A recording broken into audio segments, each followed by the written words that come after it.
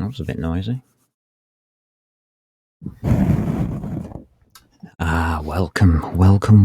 Welcome. Yes, we're back.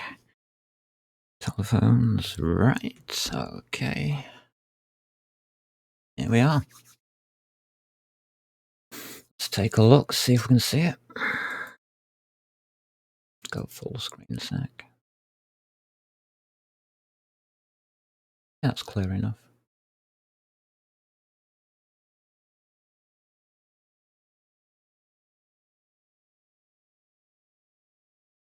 There we go. Right, lovely. Hello and welcome. Yes, thank you, telephone. I'm online, I know. Okay, today is a little bit of a special one. It's not really got a title, it's just programming in 3D. Lovely. So let's see if I can find the original code. Where will it be?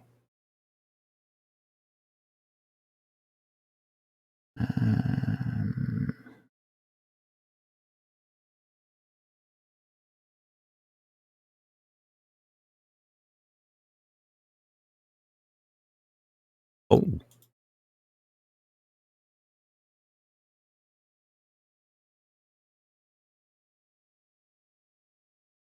Right. Yes. Okay.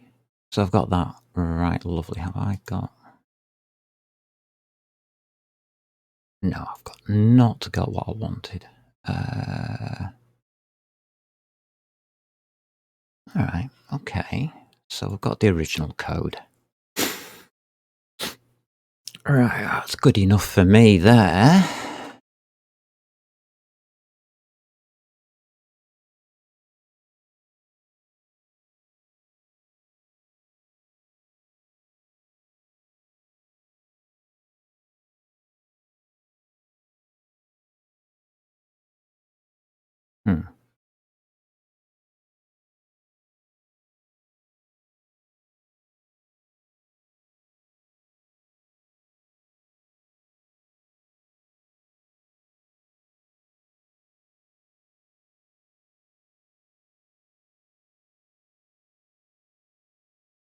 Let's have a look at this.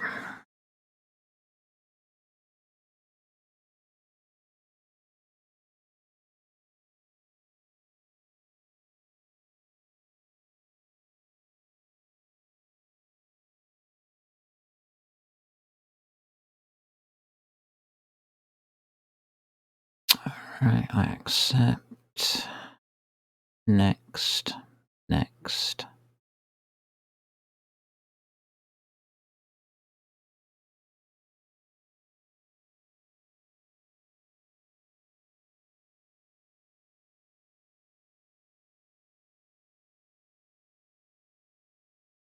Okay, next. Go. Oh, that's better. Still got the sniffles, but it's good to be back. It's good to be back. Don't do that. Thanks. Thank you, Muppet. Hello. So, archive.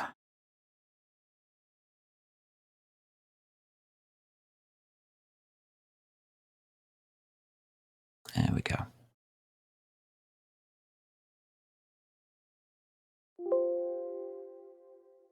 Okay, open.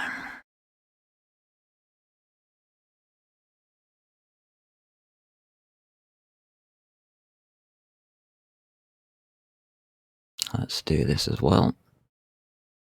Whilst we're at it.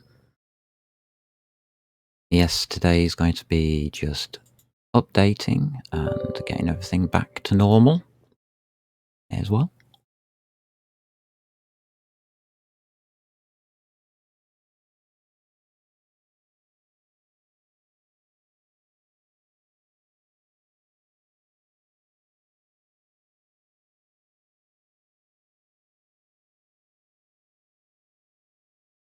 Okay. Next.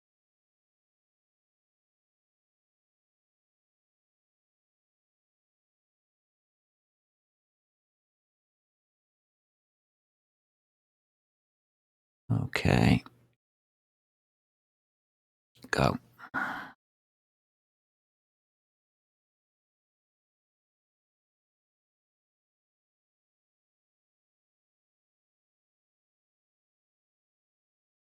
How's chat doing? Okay.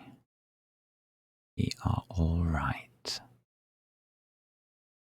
Don't really care much. Thank you. Thank you. No, thank you. Extensions.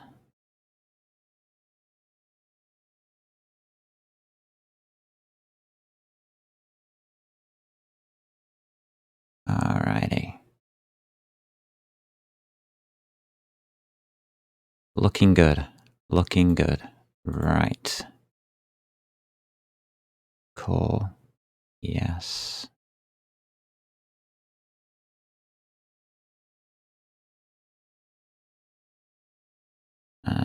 Yeah, I want to look at this file. Oh, wow, that's small. Gotta make this one bigger.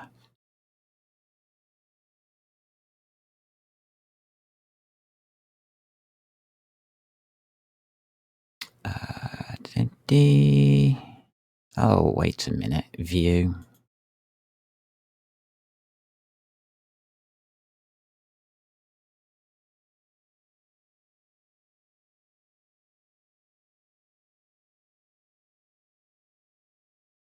Ba-da-ba-da-ba-da-ba. There we go. Control plus equals. Oh, that's better. Control plus equals. That one.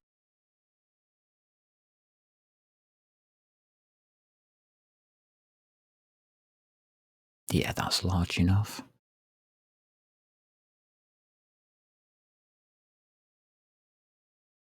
Okay. Nice. So, what have we got so far? We have a 3D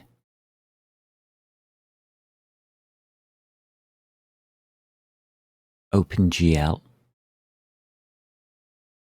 renderer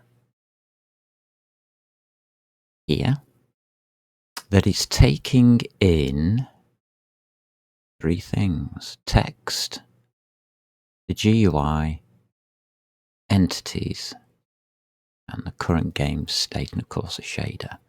Right.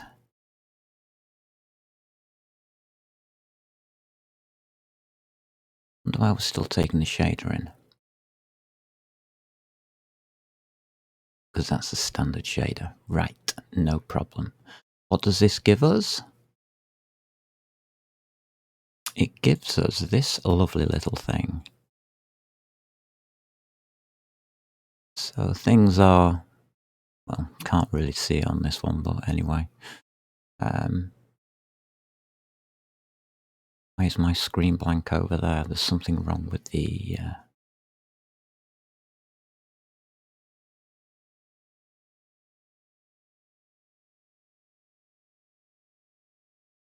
Why am I offline?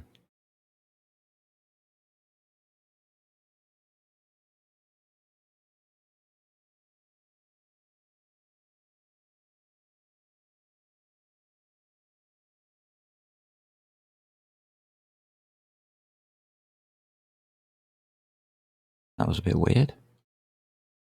Why did it switch that off? Right, sorry. Yeah, we've got everything working, haven't we, on the rendering? OpenGL is version 3.3. We are on the alpha, which means this is final code. We are adding wandering monsters, and the rendering time is just being looked at. So that's looking okay. Everything is working nicely. But now we're on to the game rules. And That makes things slightly different. I also changed movement.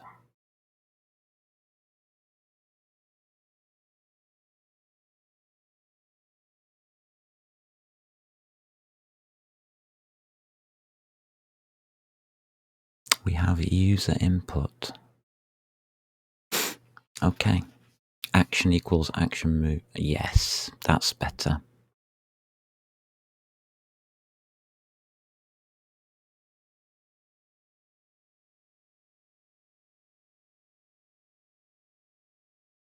I've taken out the system move.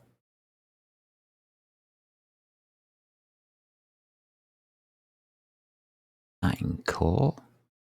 No, system move will be ECS.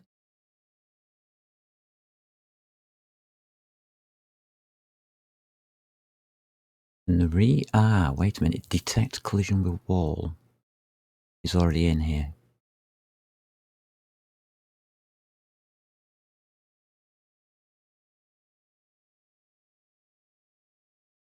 There's no return errors on these, or return collision. These should be bool, not void.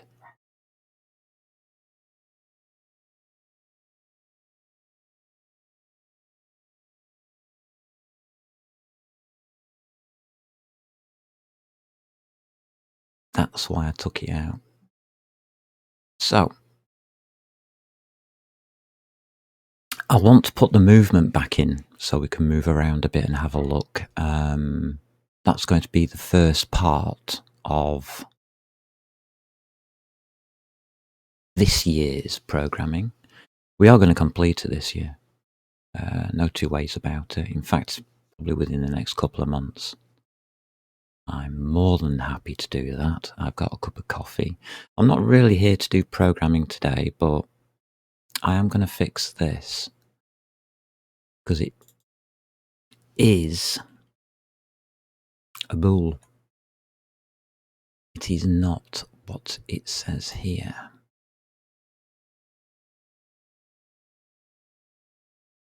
Control V. Okay. Save that out. Control V.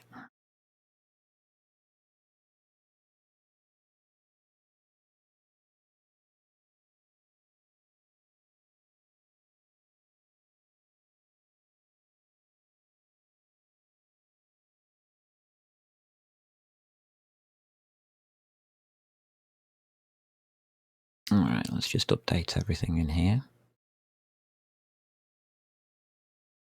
So where we have returns, like here, it's false.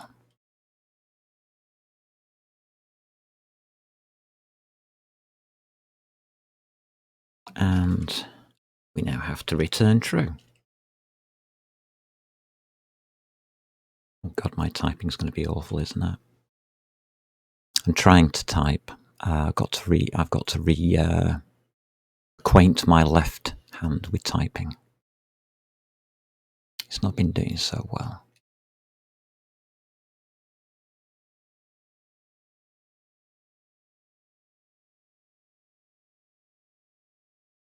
Here we go. So not much to alter here, but it does alter the functionality of this part of the system, as it now tells us whether it's done it or not. That should do, actually.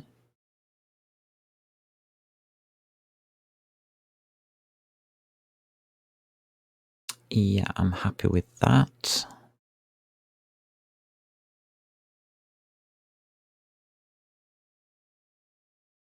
I'm intentionally just trying to type with my left hand at the moment, so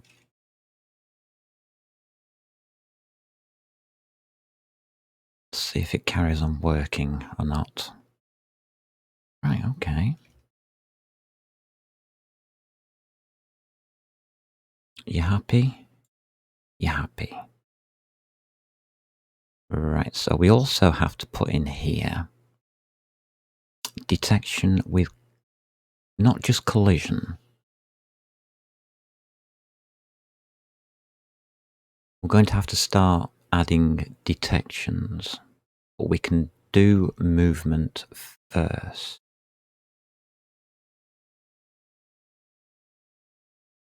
Okay, so movement true or false. Right. That's good enough for me. Which means we can now do what we need to do. The only trouble is I don't want to change the position. Do I? Yes, I do.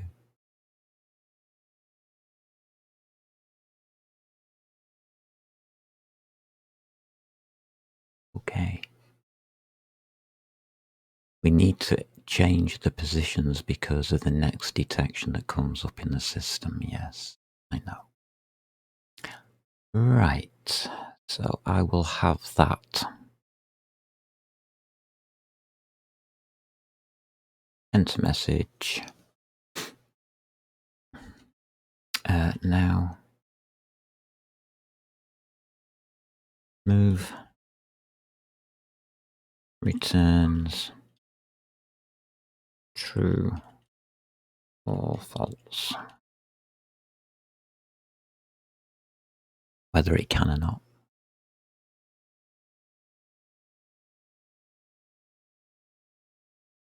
Okay. That done?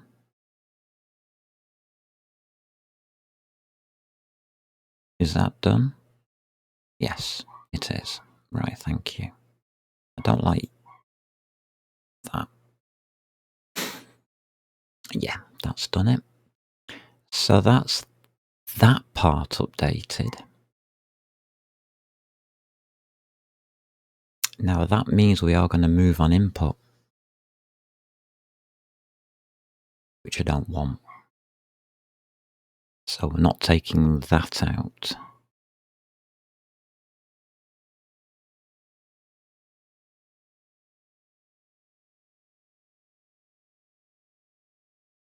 Hmm.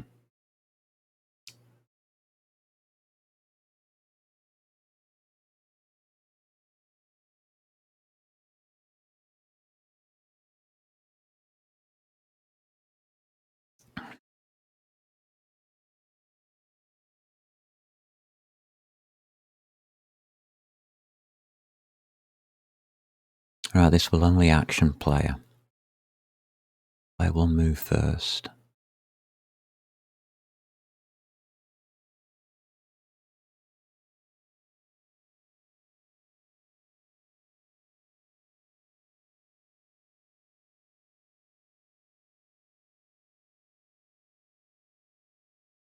Hmm.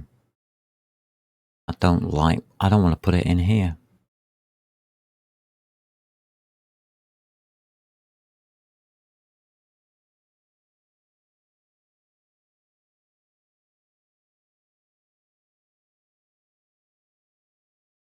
Hmm.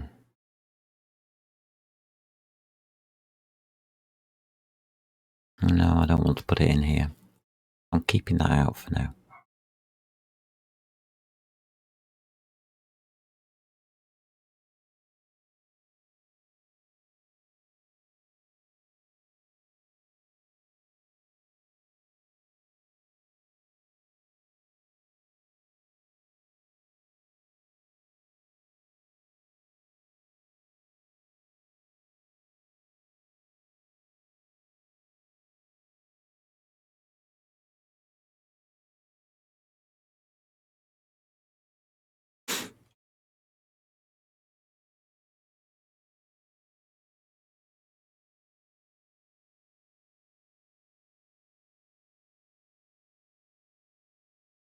Okay. So I've got that much.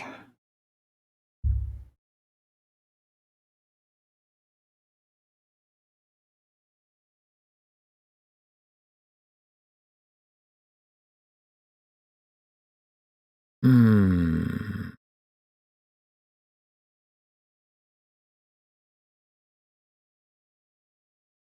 how's about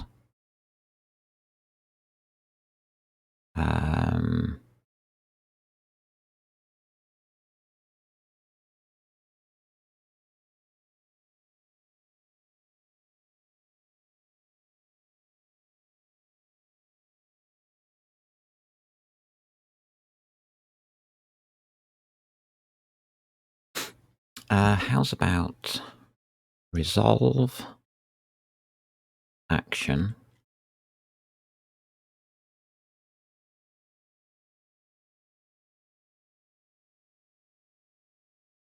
then update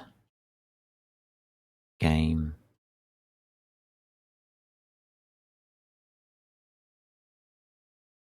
board, game view.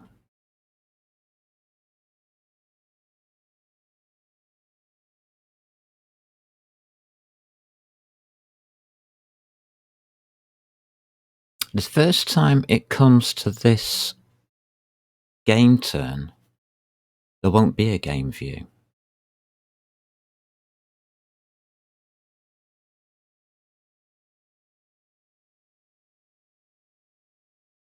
Until it's gone through the whole of the main loop. Until that first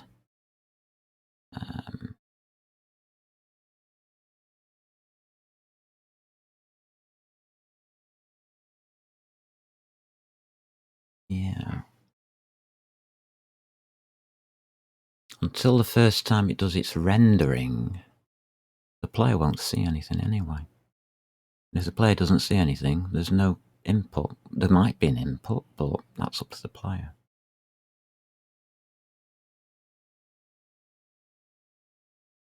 They want to roll the face on the keyboard whilst it's changing, loading up the graphics in the first millisecond.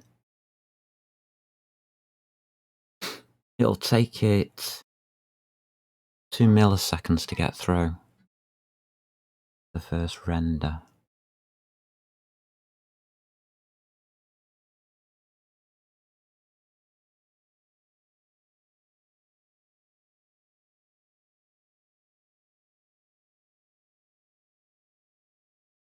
Move all entities in order. Yeah, we can do that.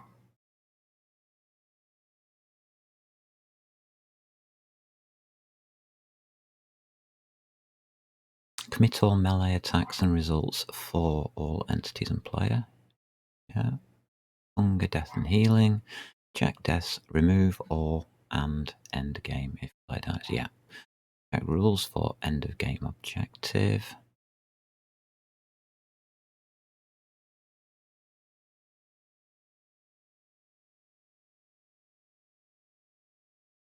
This is looking okay now.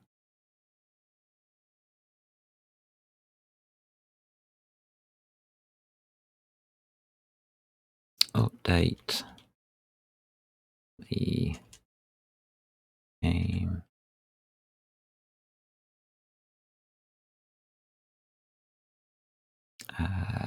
view. I think we need a game view of some kind. We already have it, but it's in separate pieces. And it has to be in separate pieces, because I want to keep this in C. If I suddenly make an object in C++, conversions to other platforms will be compromised, I believe.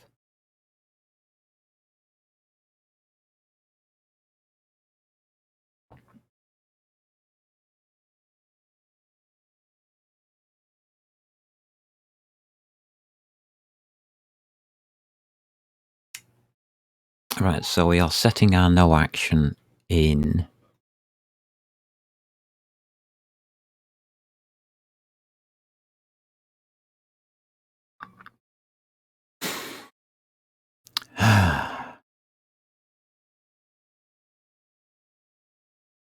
main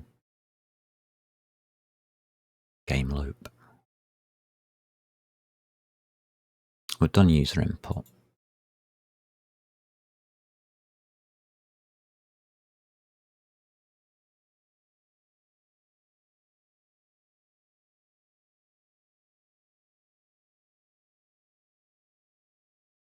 we'll save that bit out. I'll keep that game turn up though. And now we need to look at the main game loop and see whether we're fitting this in correctly or not.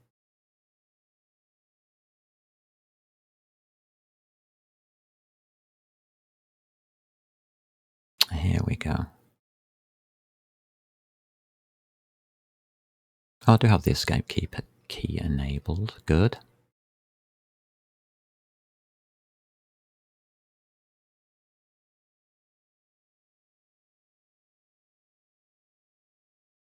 So I've taken the action on and just returned it. Well, we can't do that.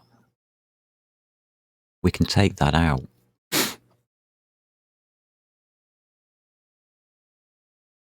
But it might be a good idea. I don't know yet.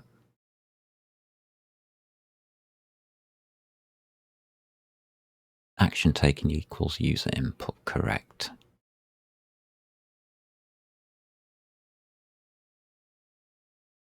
If there is no user input, it'll say action equals action none. It'll just return back up to the top. It won't carry on at the moment. So, update the game logic. Entity surrender equals entity update. That's going to have to change.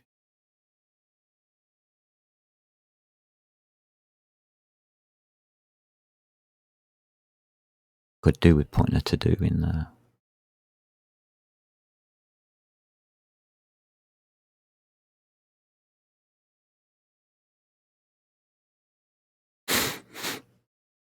Okay. So, has game turn been introduced or not? I don't think it has.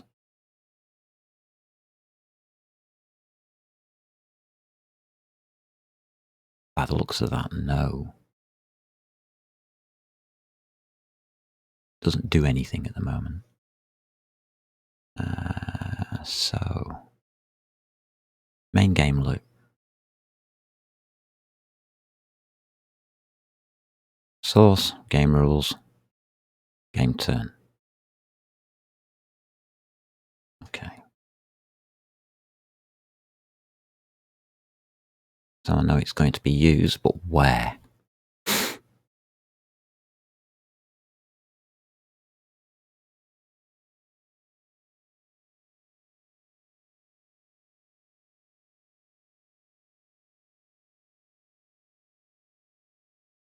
Alright, that's just updates.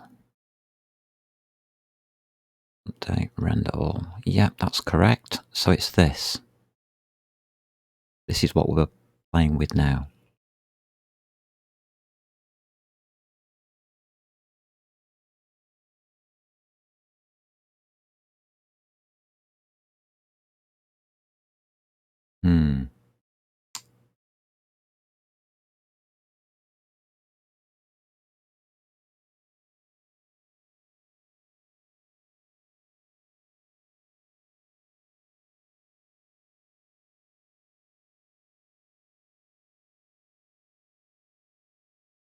So what we're going to be using.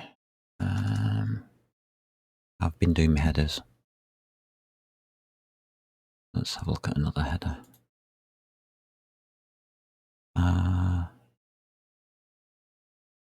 Okay, yeah, that's fine.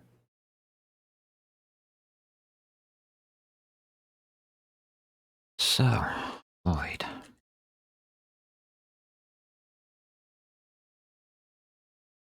Game turn. Guessing.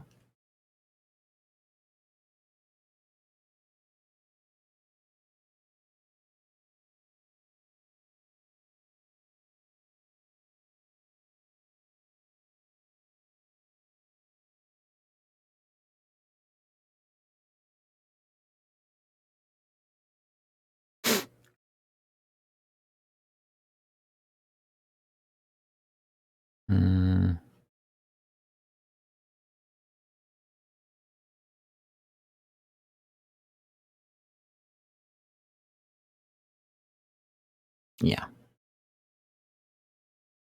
Yeah. Yeah.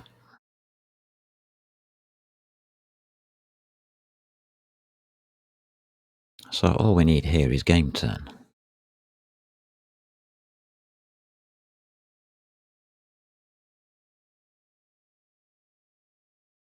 to link us in.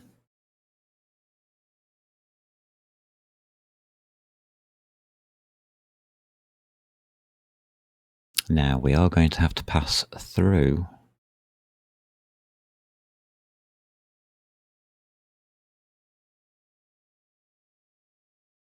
action taken.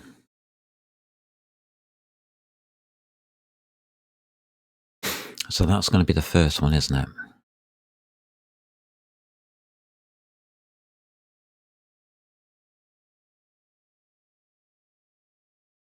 Yeah.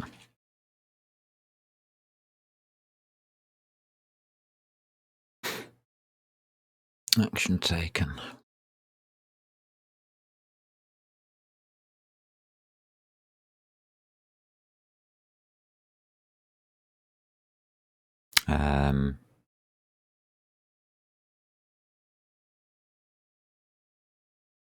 Player action.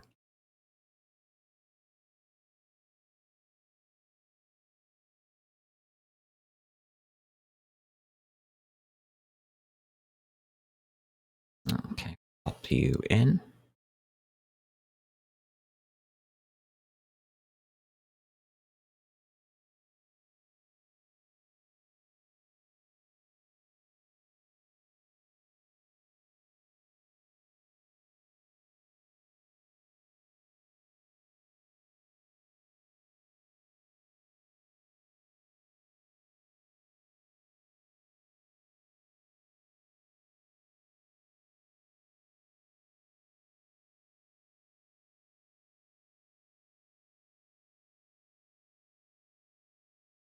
How much information are we going to need? Well, I'm thinking it's going to be the same information as renderer.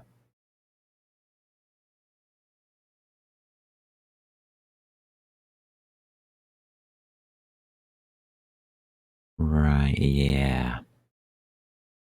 In the future, we're going to have to split this into two things. It's going to have to be entities on level and entities to render are going to be two separate things because we're going to create a game board which you're going to be able to place on the screen instantly. Literally in a couple of milliseconds of a render, it's just going to whack it onto the screen. Which is why I called it entities to render. At the moment, it's doing the whole level. It's rendering the whole level. That's going to take too long. So we'll have to do a line of sight.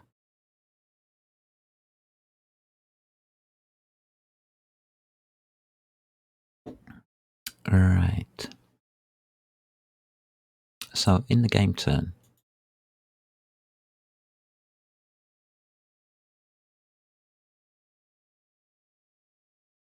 okay. Commit all ranged attacks and results for, yeah. Break each turn down in phases, yeah. Record initial turn state as collisions will revert or block movement, yeah. That's okay. Can do that.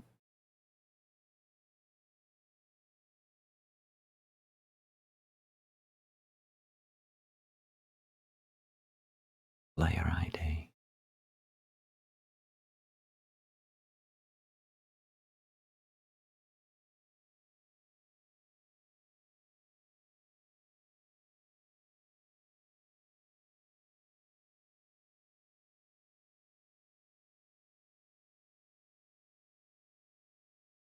Player ID is 0, isn't it?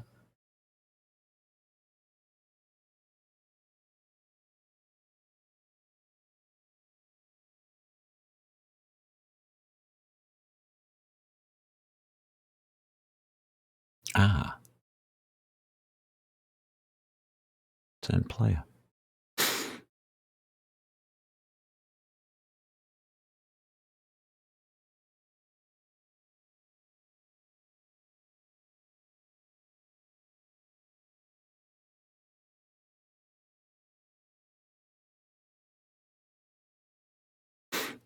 Model ID is 64, texture ID 2, yeah, player.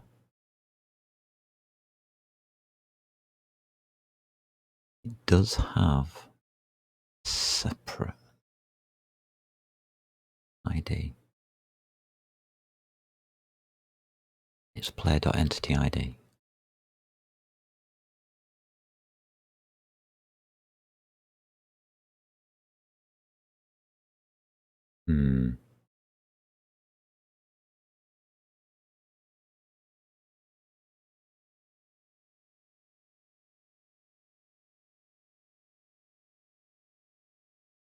How am I doing that in user input then?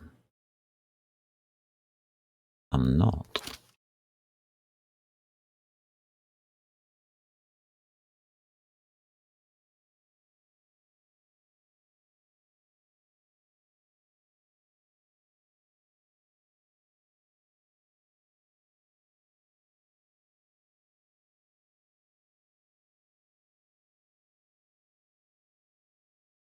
Okay, we're just using the address of player.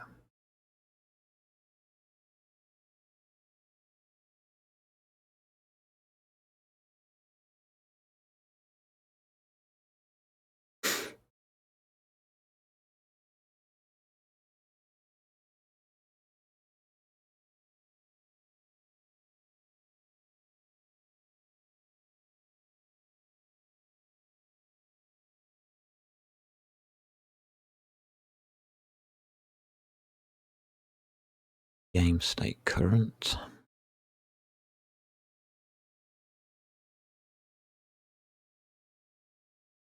And that's an entity player.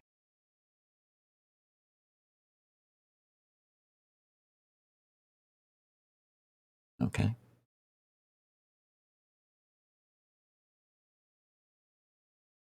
Oh.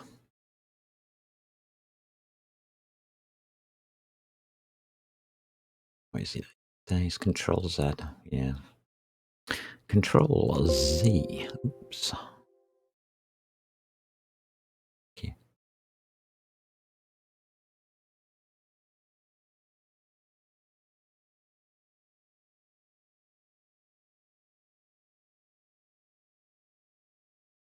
Game state current. Star. Game date.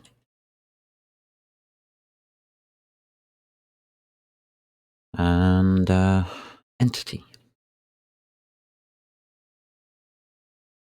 And yeah. Star player. Okay, we can add those too.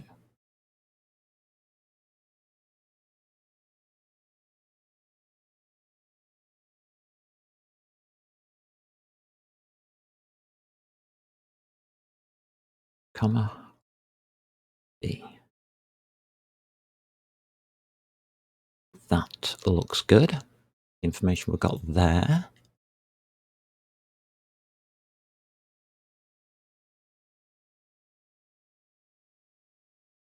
Do we need anything else? Probably, yeah.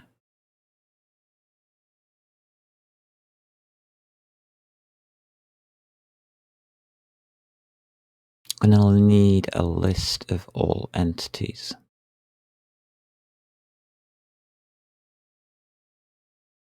Currently, that's in entities to render.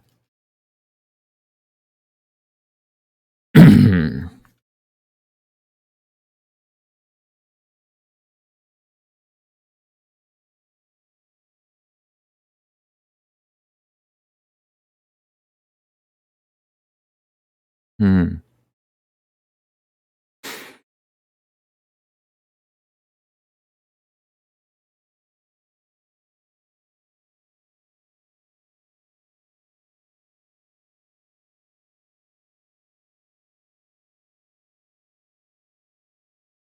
It's that entity update.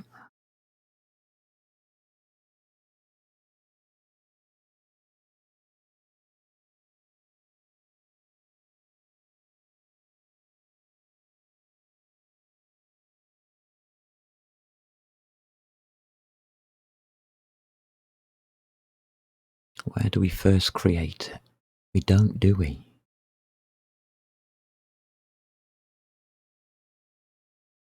No, we don't. Oh, that's clever. That's made it easy.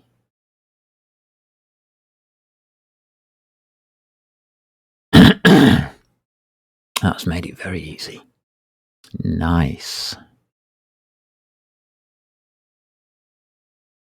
Nothing on chat. Okay.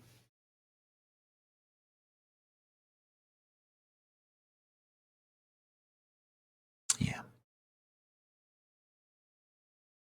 God, it's so nice to be getting back into this. I find this so relaxing.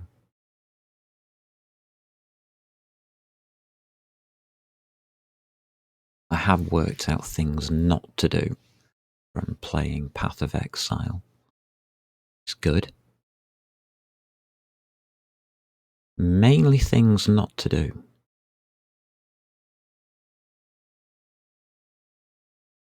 Right, so what we can do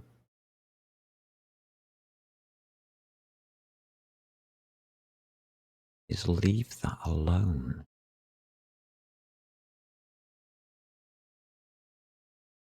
Yeah, we leave that alone.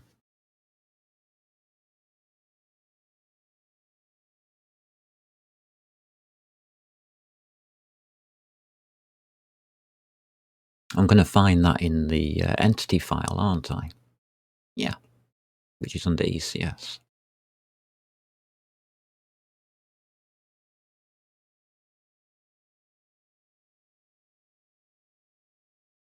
It's this. It just returns entities to render.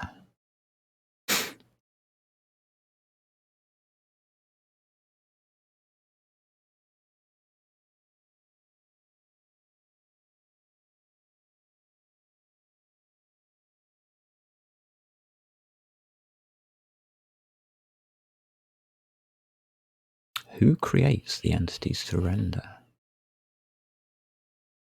What we're doing at the moment is when we initialize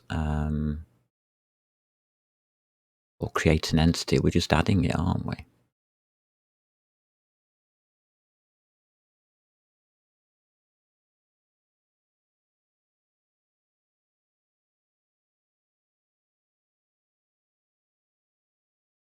Entity add to rendering.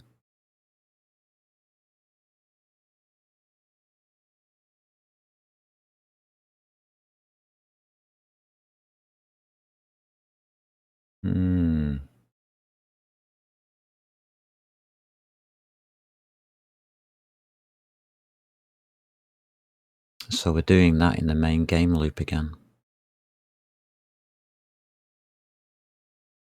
The initializers down here. Kept all the initializers down here so I can look at them all, make sure everything gets initialized properly.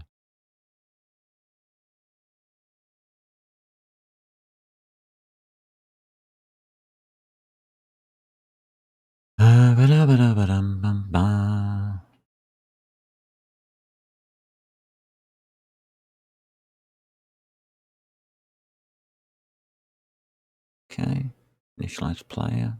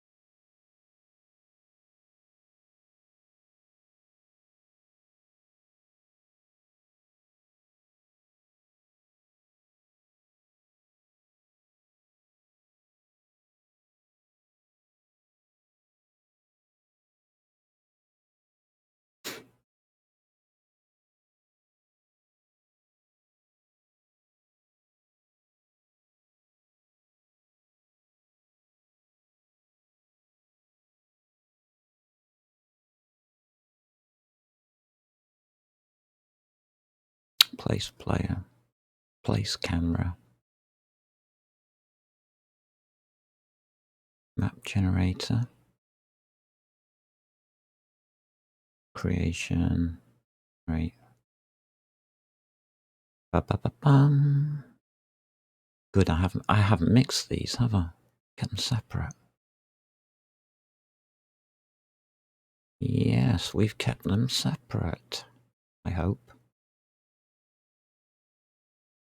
Yeah. Helpers. Place fixtures.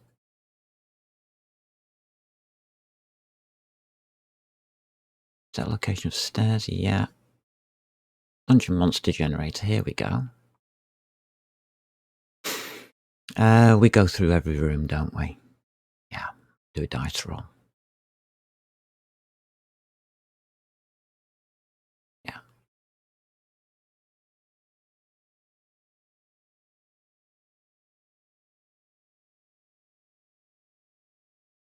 Monster manual, add to layer.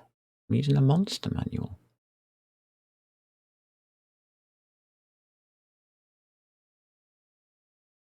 Ooh, I've already split them. Add to layer, add to wanderer. Check location. And a reset. Wow.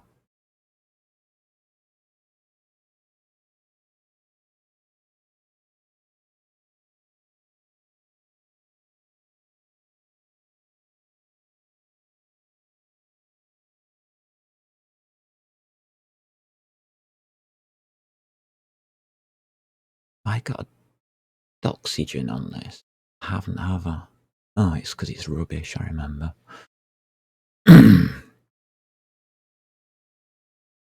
Adding Doxygen to this would be very, very helpful right now.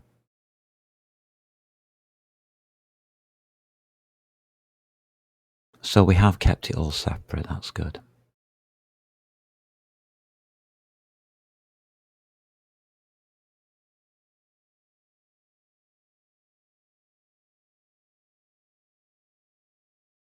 Right.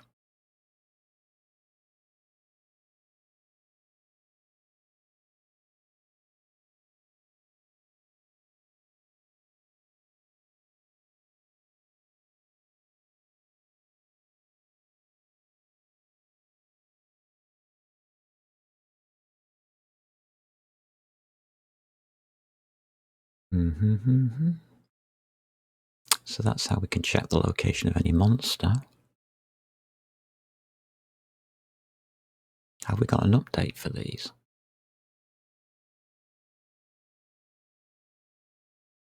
Don't seem to be using it that much.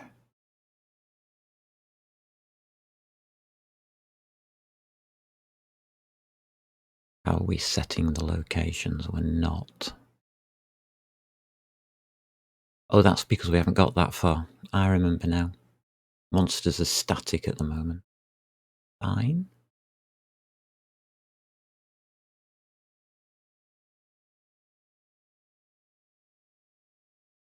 Okay. I think I'm nearly back with this.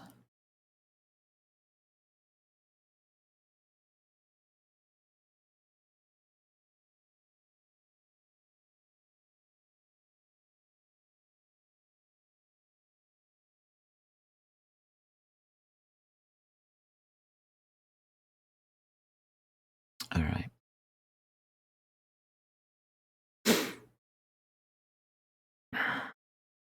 It's there.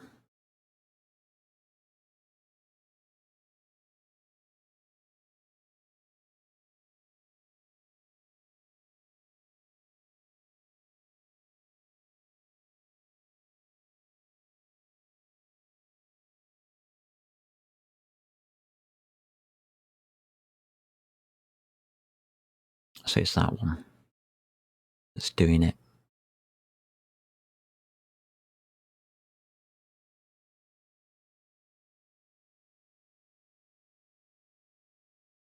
Current room. Monster manual, add to wandering. Who's picking it all up though?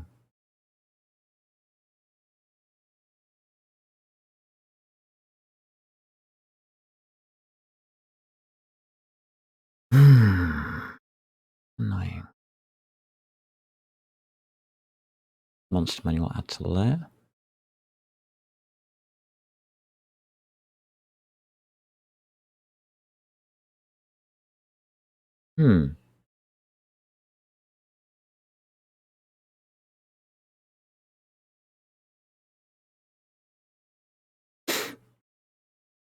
Yes, I'm using the danger modifier. Right, that's okay. Yeah.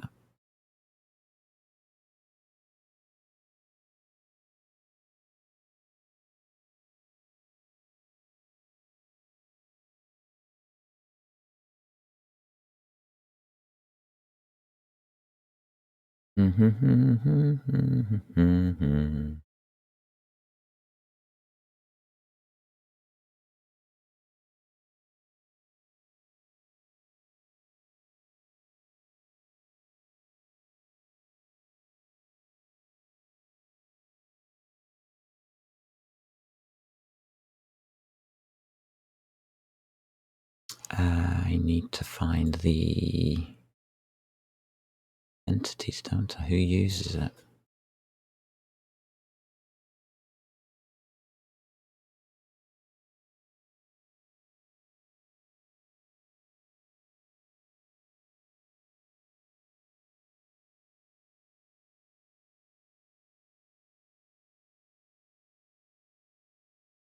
Rename, view code, peak definition, go to find all references.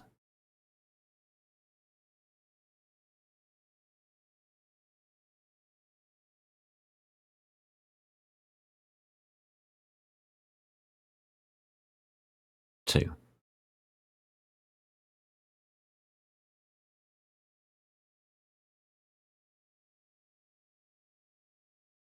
Treasure items. Okay.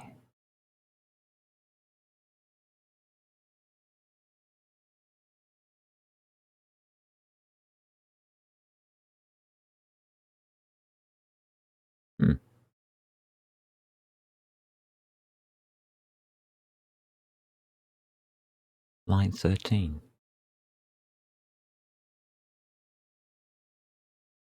Yeah, that's right. Treasure items. Why treasure items?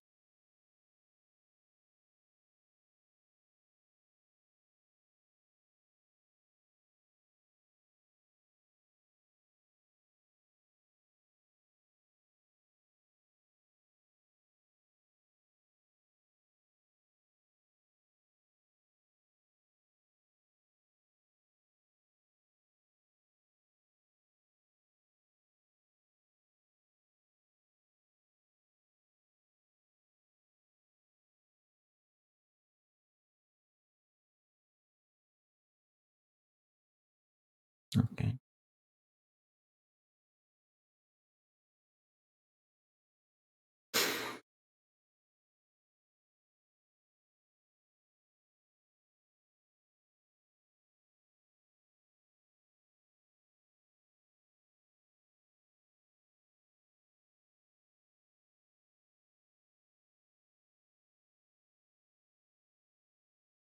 I've done something very clever and it's confused me.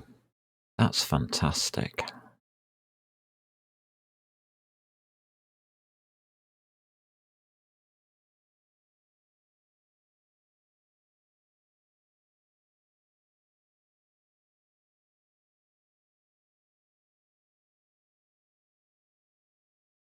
Treasure items, great. All right, bear with me. I'm just going to go for a bio.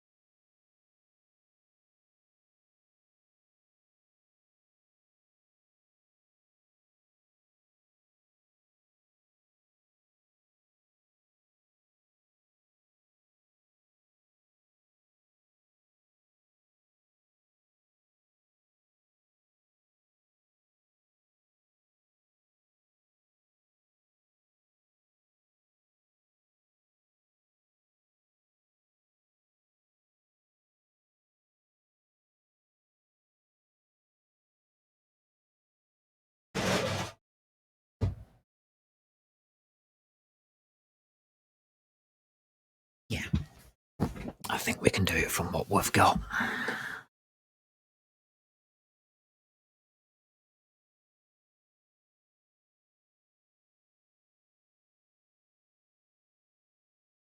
I don't think it's a problem.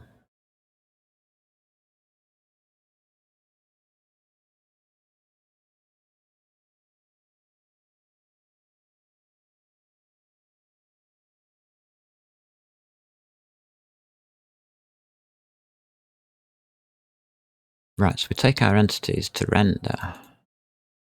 I have to add that.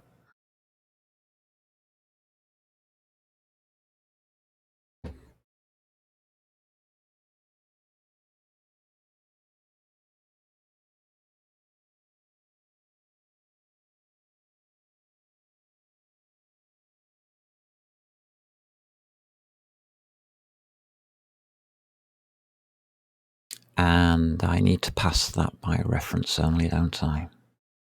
How are we doing it down here? We're just popping it in. We don't care. Okay.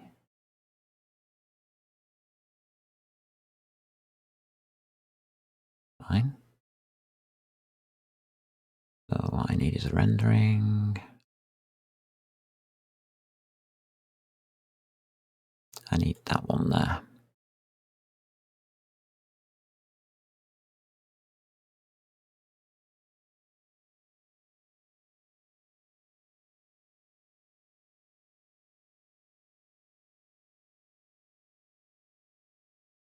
That one.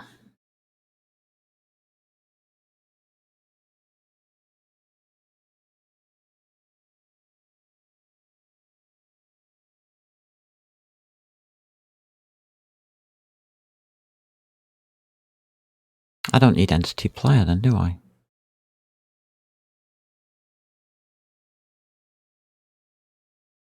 Who's carrying player's action? Did I or did I not add it to common? Components, don't want components. Entities straightforward. Game state.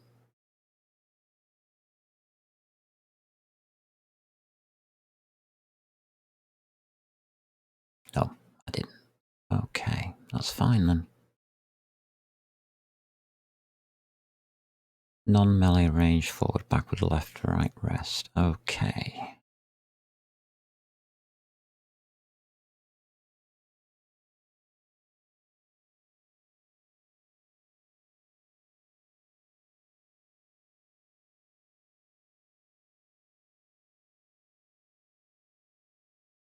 No, fine with that. Game turn. Yeah, I'm fine with that.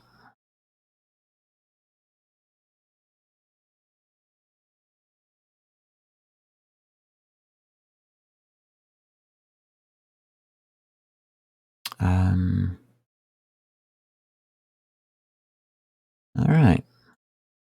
I think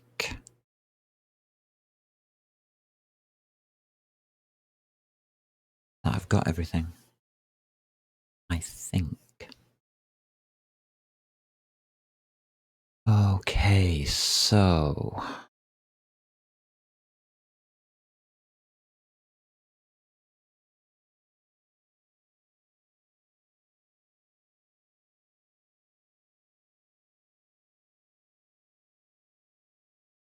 what do we have on an entity? I need to remind myself.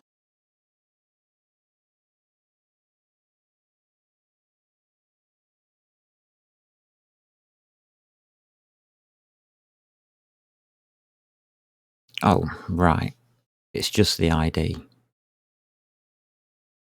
Everything else is held under that ID because it's components. So we'll have a model position, we'll have a combat component if one is required. Hmm. That's easy enough then.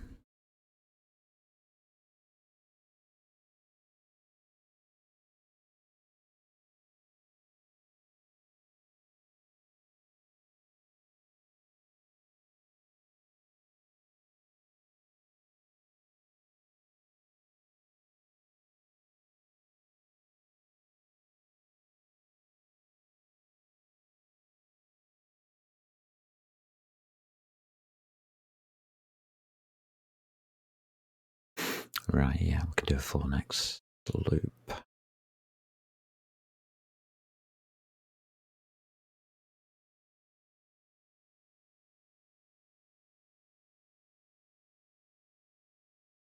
Okay. Thought about it now. So for each game turn, we are going to do a for next loop, I guess. Loop through all entities and resolve current action.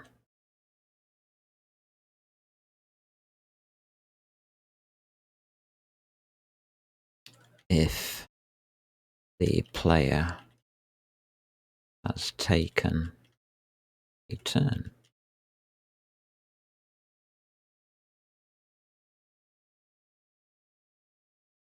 So there's a condition on that loop.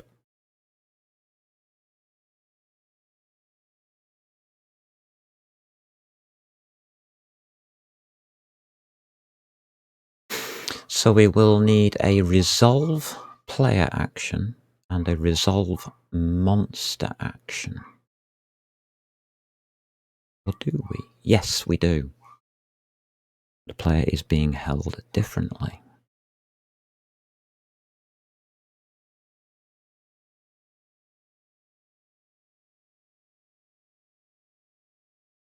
The monsters are on an AI unit where the player isn't. It's on a player action indicator. Or flag, if you want to call it a flag. I don't know. It's not a flag, it's an enum.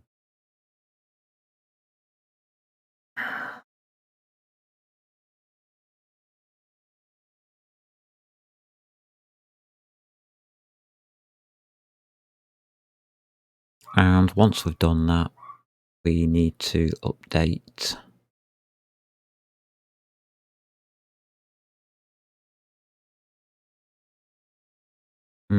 no, we can update as we resolve. It's turn view, it's turn typed. Update as we resolve the action.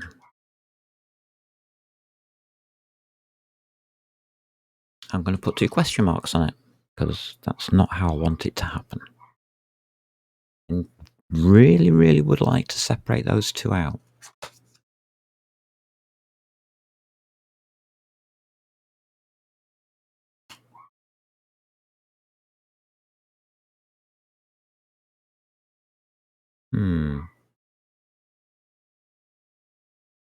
Could be interesting.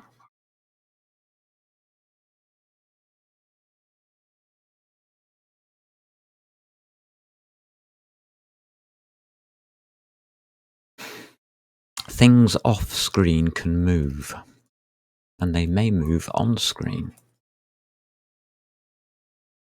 onto or off the screen.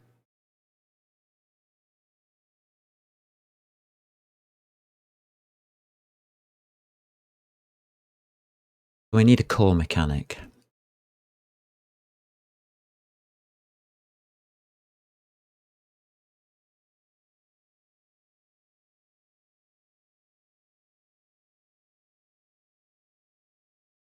Of some kind.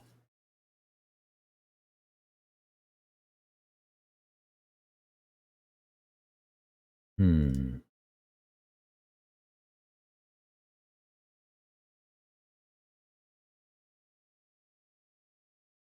There's going to be 2 entity lists. Just like there is with the Monster Manual. Right, okay.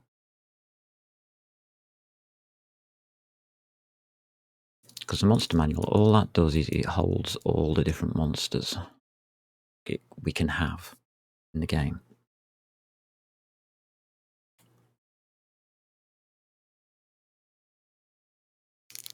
The whole dungeon.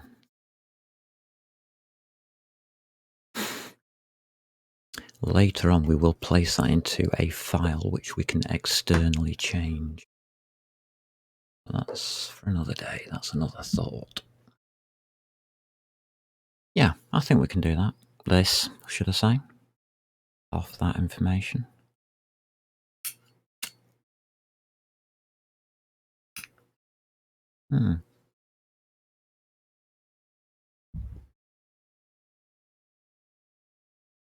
Any thoughts in chat? No, that's fine.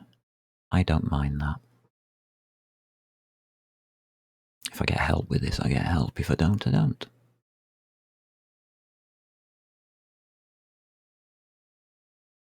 How's that file there?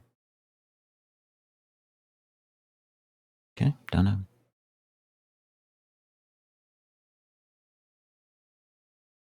.aps file.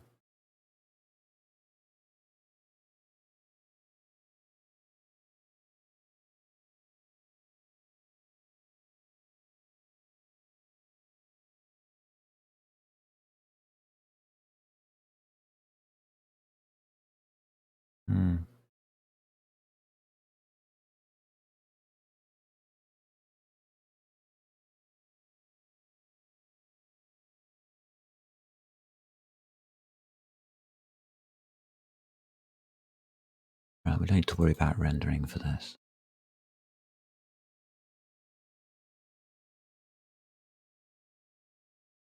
And I doubt we need to worry about that. We just need to worry about this. Right, I've only put headers in for those two. That's fine. ECS is working properly, and I know it is. Maths, we have dice, matrix, yep, core, main game, loop, and text file utils. So we are planning on that text file thingamajiggy.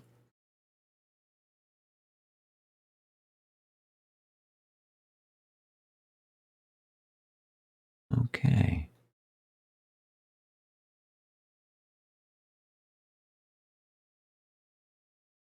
Yeah, I'm confident now that we can put this in quite easily.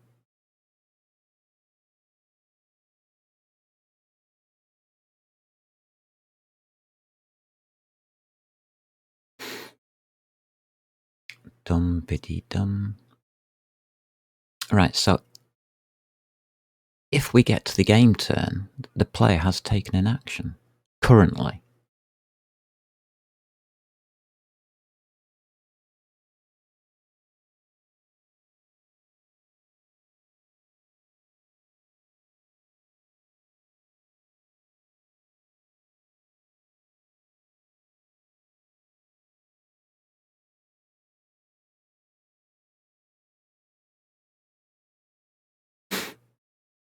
All right.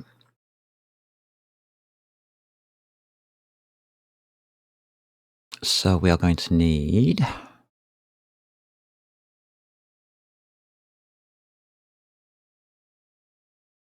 I'll just put void for now. Void. This is game turn.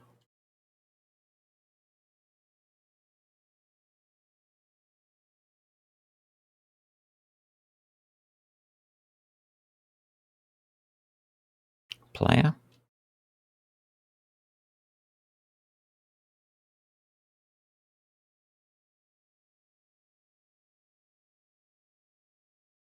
Int player action. obvious. And that's all I'm doing for now.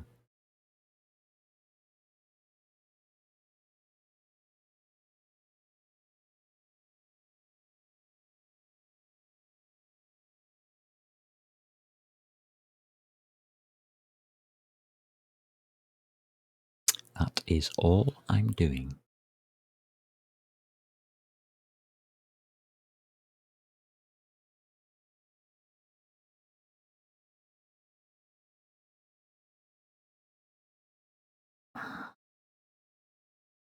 Now, the player, their action is just a load of if statements.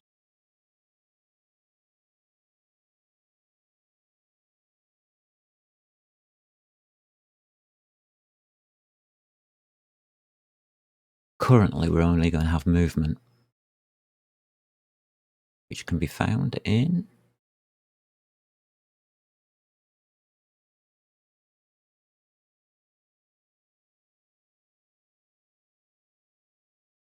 graphical user interface, input.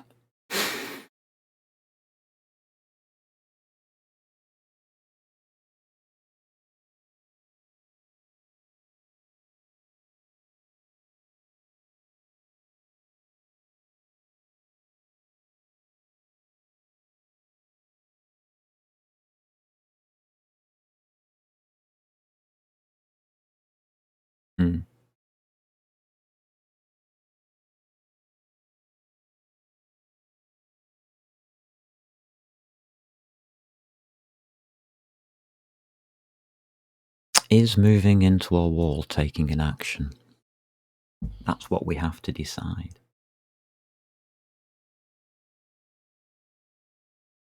If I remember correctly, yes, it is.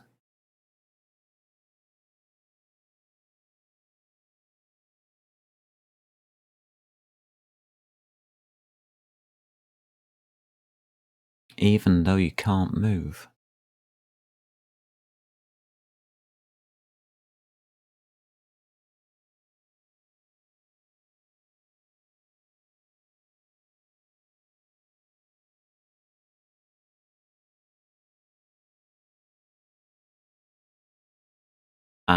Player ID equals 1, thank you.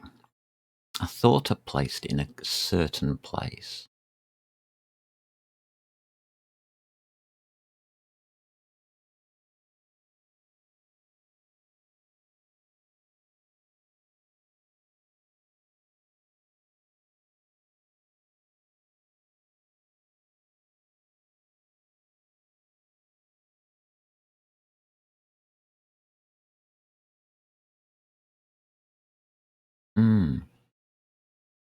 So I've got WSAD, and we're not checking for anything else at this time. That's good news.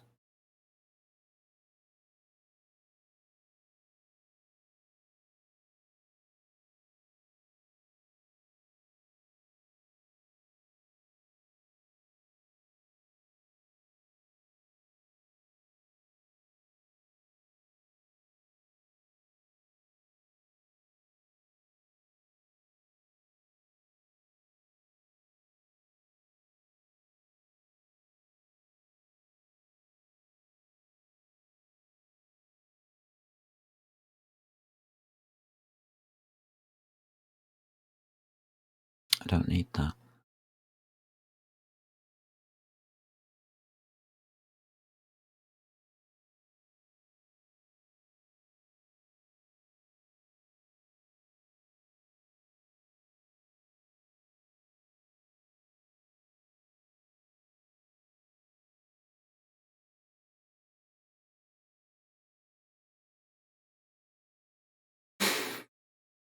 Because of that.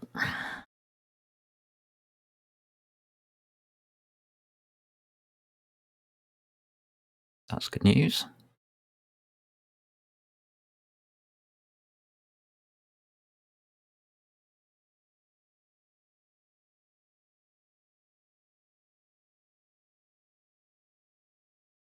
Save the rubbish bit there.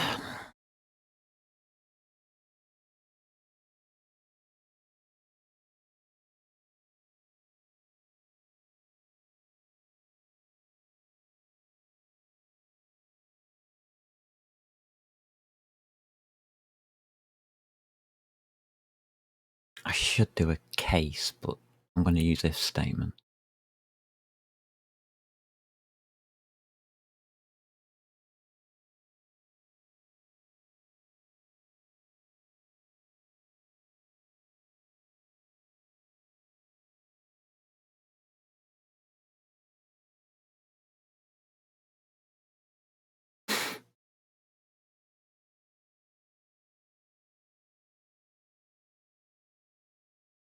Right, that true or false doesn't really matter at the moment either.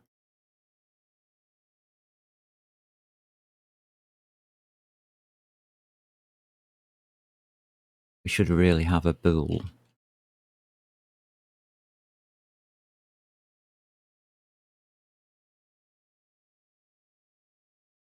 Action taken.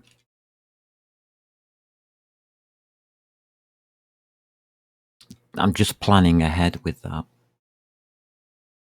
I don't really think it's going to be in the alpha, but in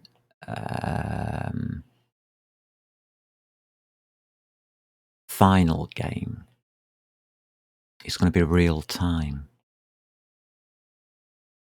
So it will matter that an action has been taken or not.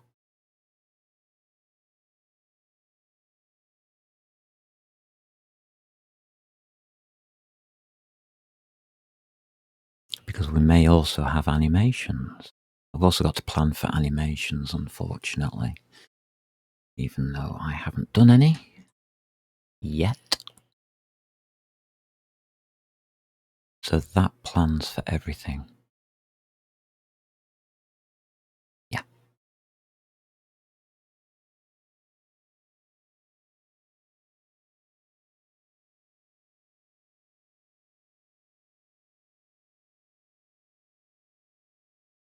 Mm-hmm.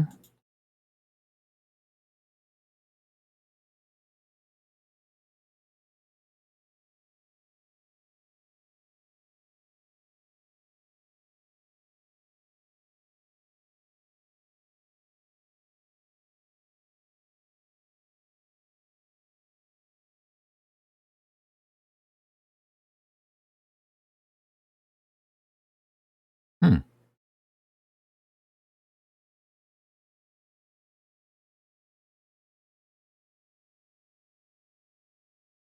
If you say so.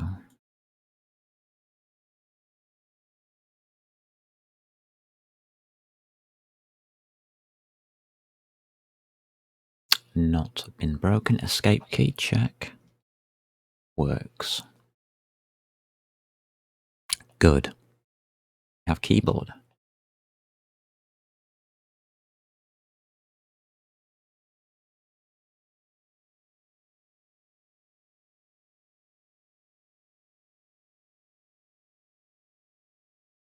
Ba ba boom, ba ba boom, ba ba boom.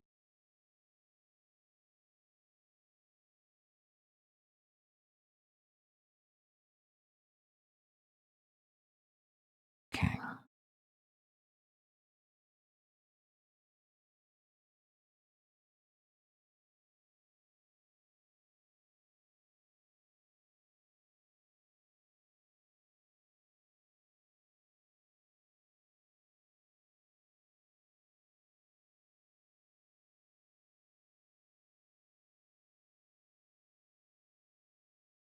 Game turn. In.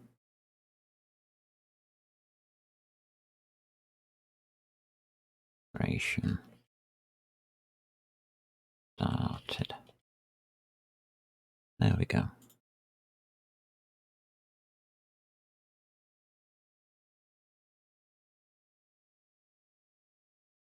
Right. Now we can always check that the game turn works by moving the player.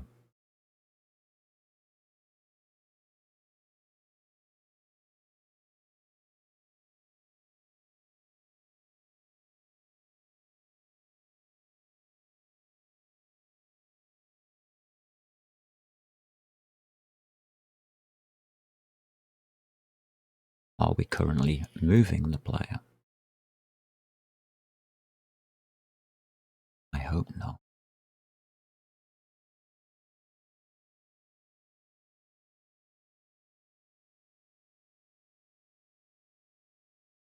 No, we're not.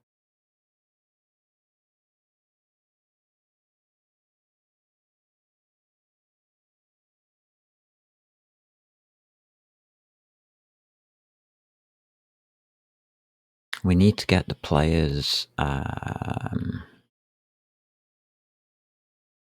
position.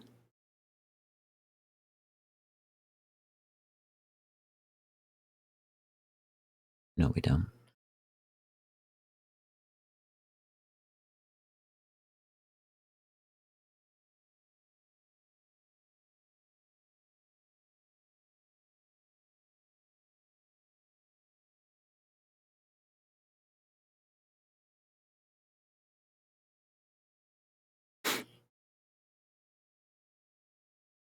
It's in the system.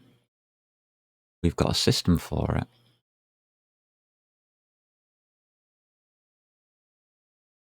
Component model position, entity position. Component lookup model position, entity ID. Haha, we've already done it. Oh, God, I love this.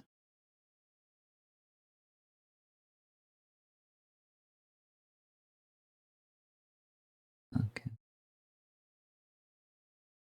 So what we've really got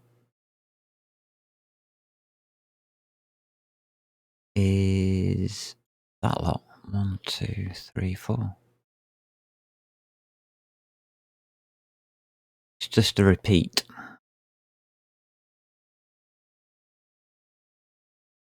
of the procedure, what we've already done. But now we have player action.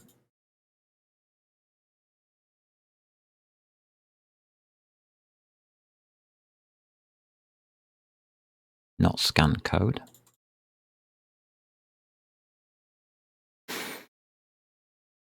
Instead of scan code, we are going to use the action.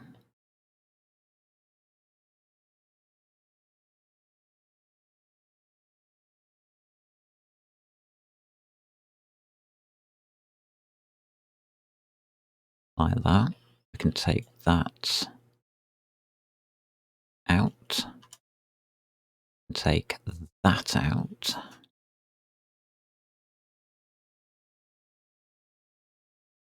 And just put action taken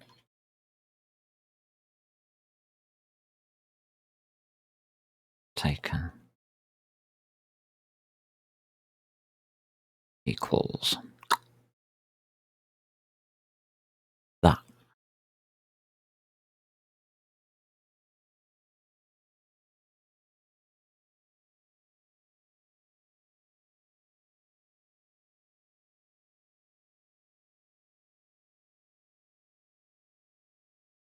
Not in source common.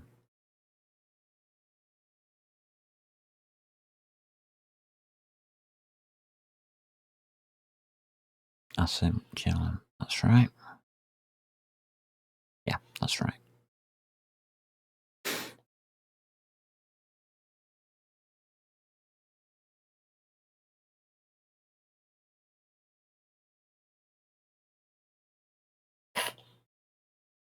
How are we doing our includes?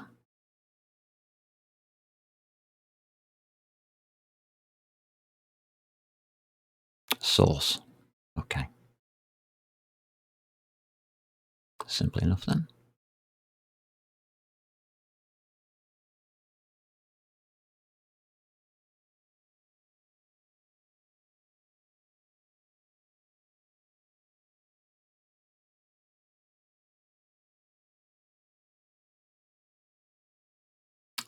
ECS.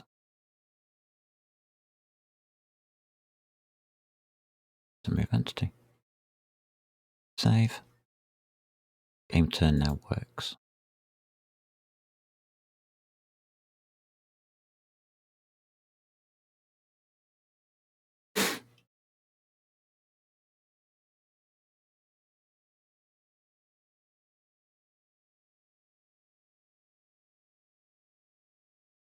Okay. So that's what it's going to look like.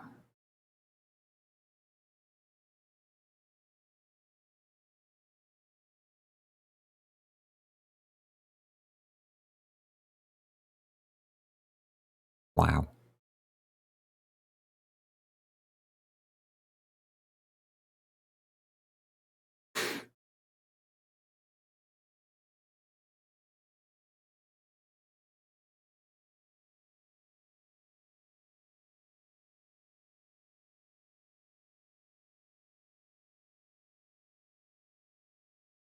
So that's what I'm looking for there.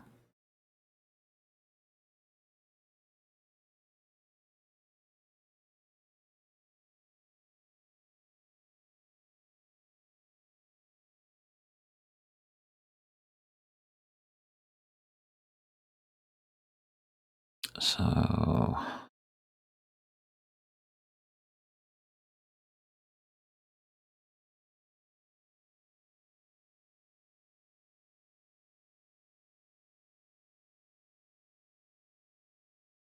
forward, backward,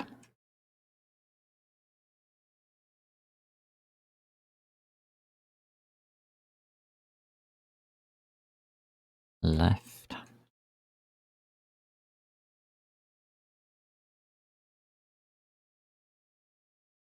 and right.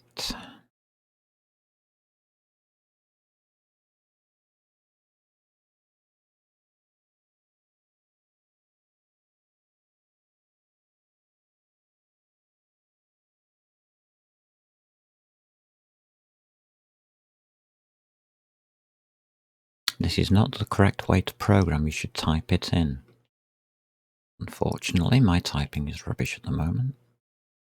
So I am blatantly using copy and paste.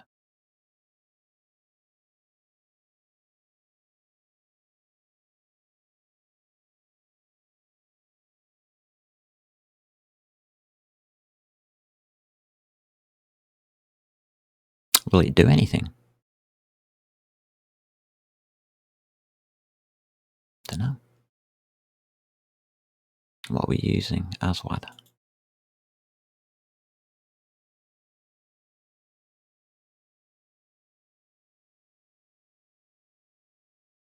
Does nothing.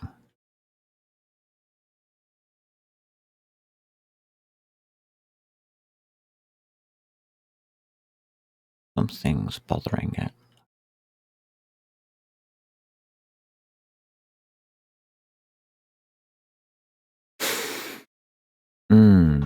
We don't update the entities.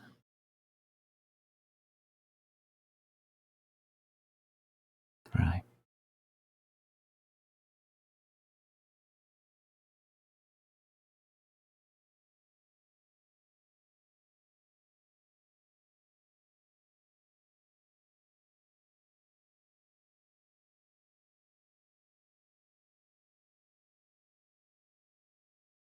Or the player ID isn't one. Oh dear. I've made an assumption.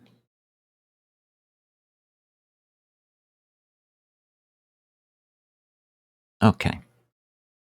Let's check through my assumptions.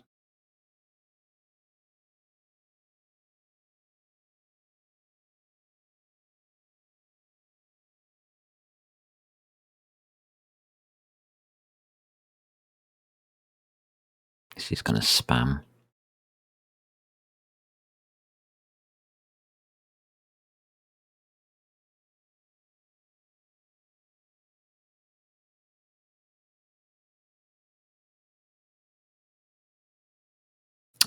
%D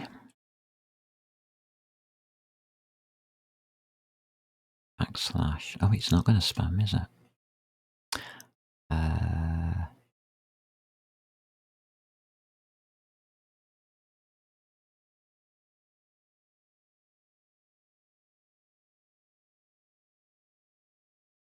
Hmm.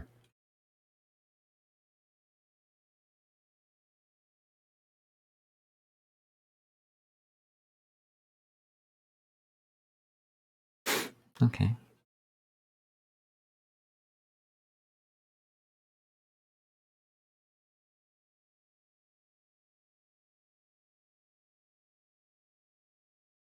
I've still got that as void. Wonder if it dies.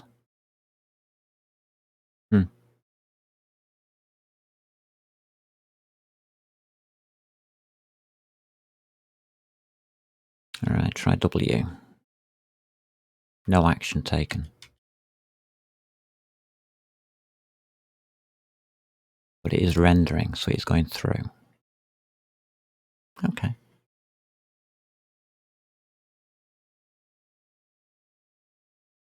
That's good news. That means I'm not doing game turn player.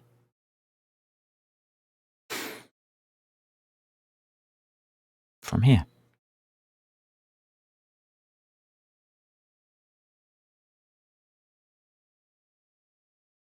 Game turn player. Player action.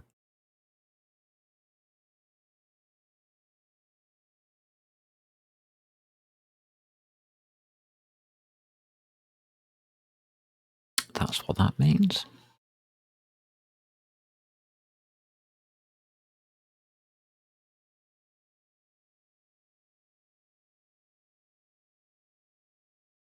And it's working.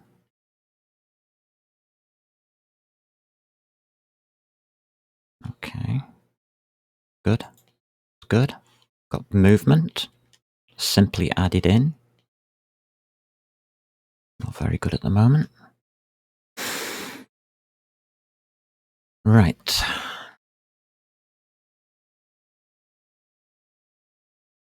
And that's how you add movement to the player. Isn't that easy?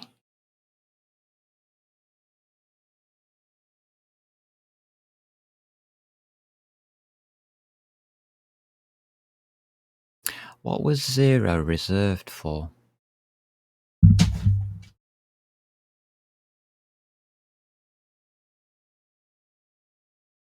Entity 0 was reserved for something.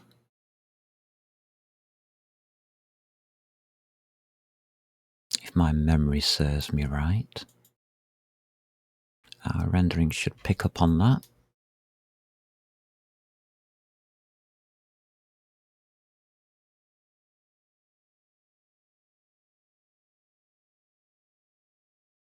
Render map. Yep. I equals 1. Render the site. Yes, we have reserved 0 for something. The reason we didn't have...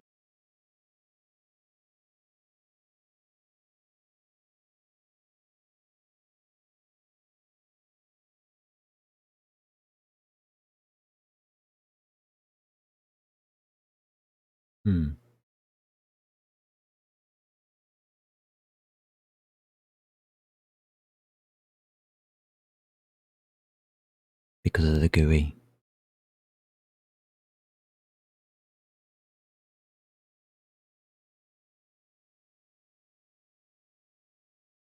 We were going to get conflicts.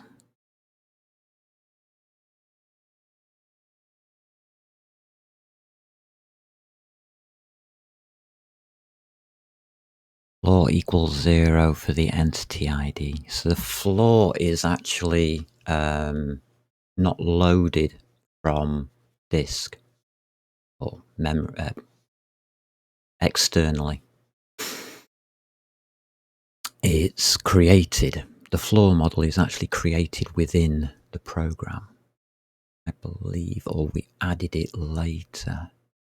I might have placed it into resources.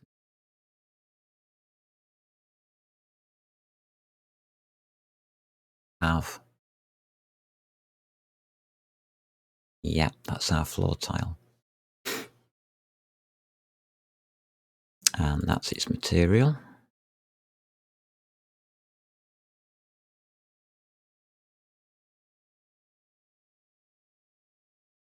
Okay. Which we're not using. I'm setting my own materials. Right, gotcha. Nice and easy. Nice and easy. It's all the ASCII characters, by the way. each ASCII character. So if you look at 64, the at symbol, an ASCII character. And if you want a capital A, there you go, 65. That's the ASCII numbers. Right, so that's why I can do what I did. Right. I remember now. I decided to use the floor in 0 and the player in 1. The other way around. God, this makes it so easy to program. Like, as you can see, that is stupid, isn't it? Stupidly easy. As all of the menu system is not going in here. What we now have to do is add in all of the monster movement.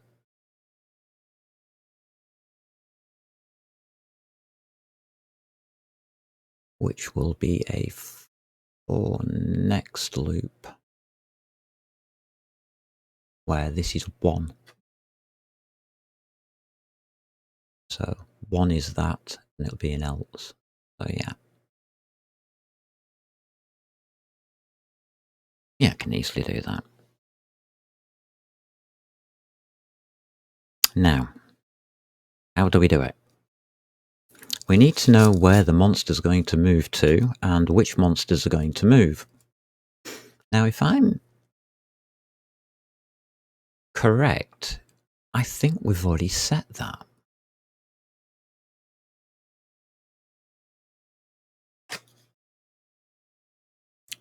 So we're going to need a line of sight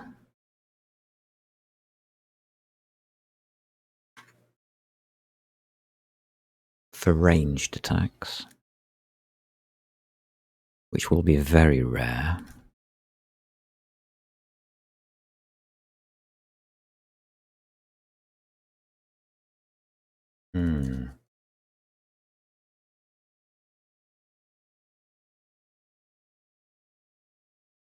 Do I have a monster listing this time?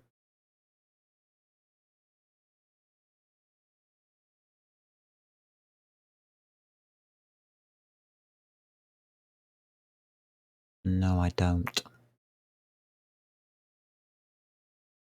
Not there.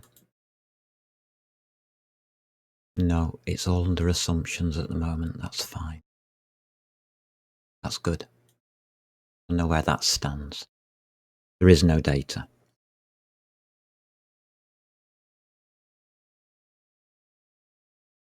The monster and its initial state depend on whether it's a wandering monster or whether it's a lair monster. A lair monster will not move. Well, until it can see the player.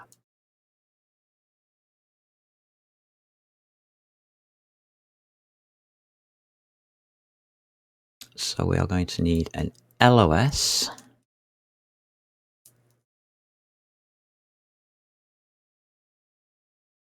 and some way to move the monsters.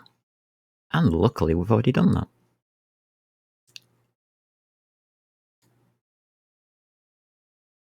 I don't think we did LOS because it wasn't really needed.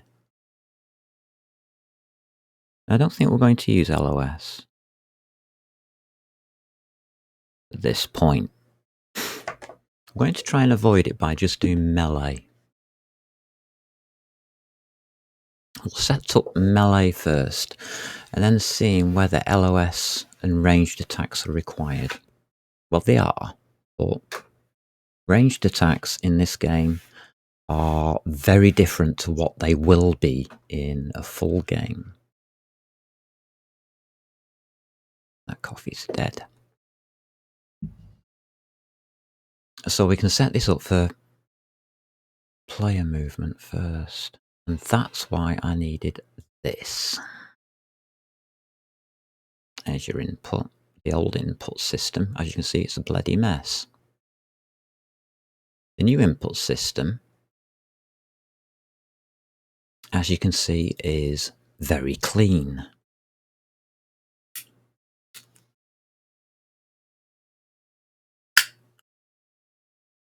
The new input system just records whatever you typed on the keyboard and sends it off into the system, and the system will pick up on whatever the action that you have chosen.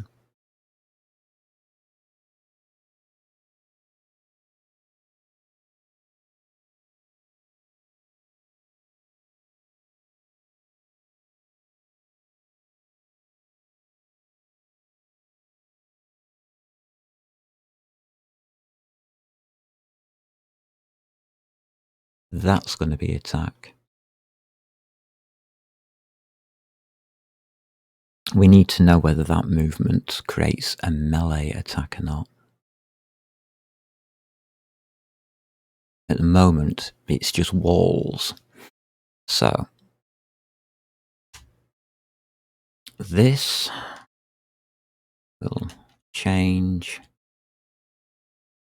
to attack detection.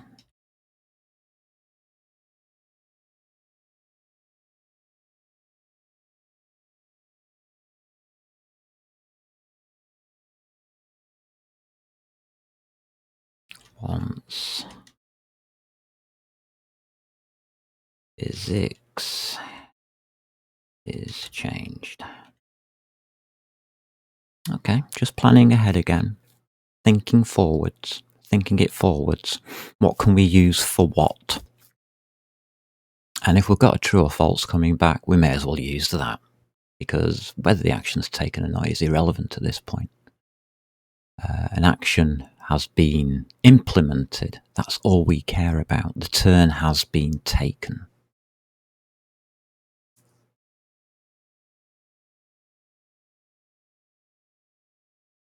Right, let's just check that our physics is working, first of all. So this might be a bit grotty. I've got printfs all over the place, which is bad of me. We might have to start taking those out now.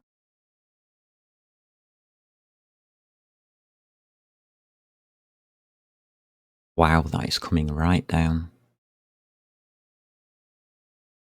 23, let's see if we can get it to move upwards or anything.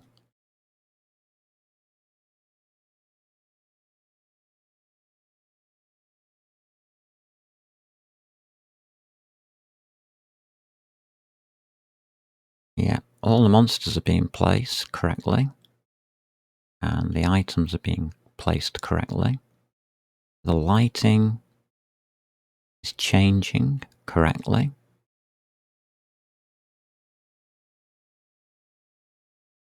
And I've got a delay of, which is correct. It's supposed to be single turn like that. That's how you play, but it's not always registering it. Seems to be taking a little too long. Probably due to this printout rubbish. Okay, press escape. Press escape again. So, I've got too many delays going on.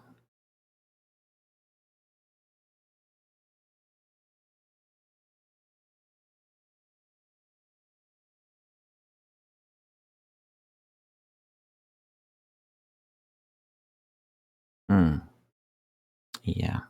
So I think I'm wrong in what I've done.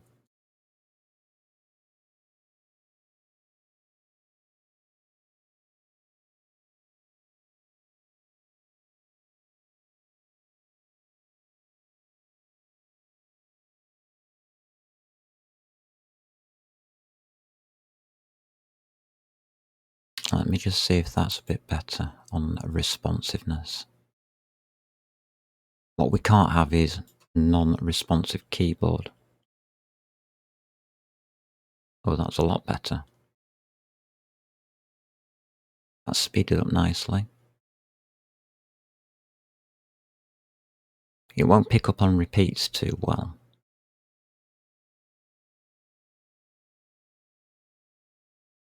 Oh, yeah.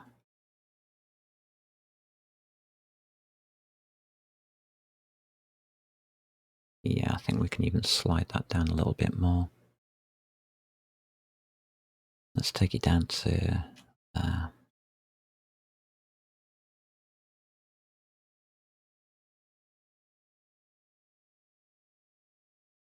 I just need a delay that's usable.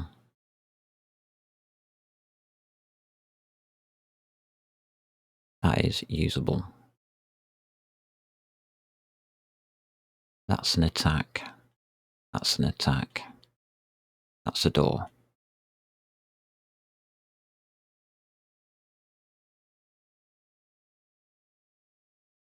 It's working rather nicely. The turn-based. Okay.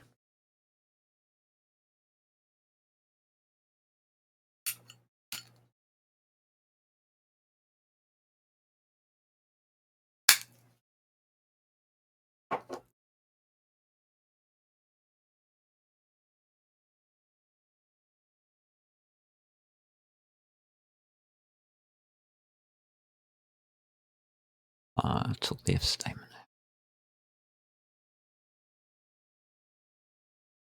And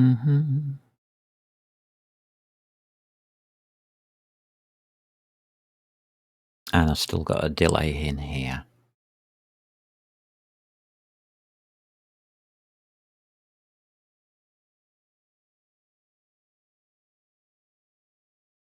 Okay, yeah. Everything matches. Everything should run now very, very quickly. Except for those doors, which are wrong, and I know they are. Yeah, that's very, very quickly.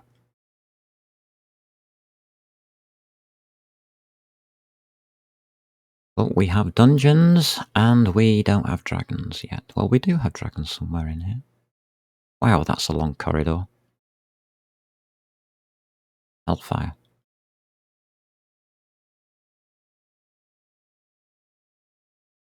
Oh, a room full of plings. And a slash. And equals. If you notice, I've tilted these. So they're more visible.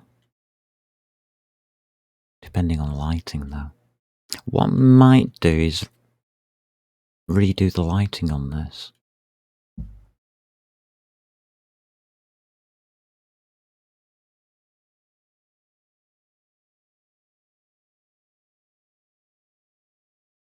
Oh, I can't, can I? There's no map. At this point here, all it should show is this room. When I go into that doorway,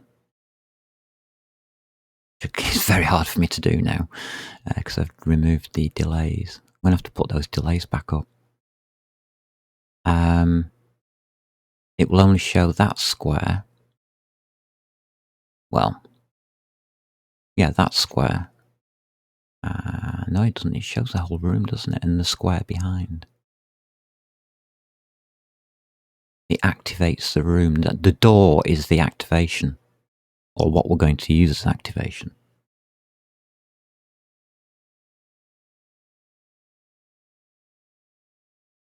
For a room. It's actually working rather well. Okay. Working better than expected, which is unusual, but put 100 milliseconds in. That's what I had originally.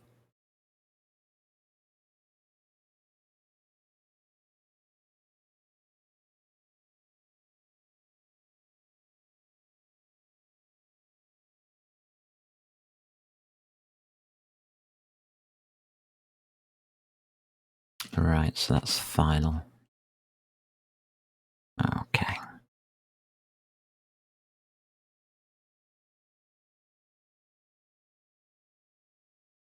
I'm going to put simple movement.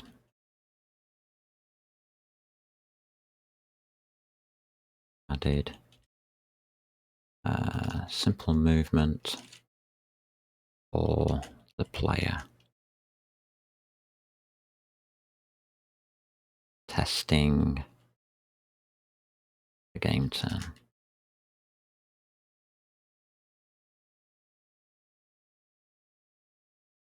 There we go. Nice and easy. Nice and easy intro, I think that is. Lovely. I'm quite happy with that result. I didn't really want to do too much today because I'm just getting back into the code, as it were. I can remember most of it, so we're all right. As long as I can remember stuff, we're fine. I have to leave it a certain length of time before I know it inside out. It'll work itself through. So resources are good. The game rules we have now started. We now need to move the monsters in here.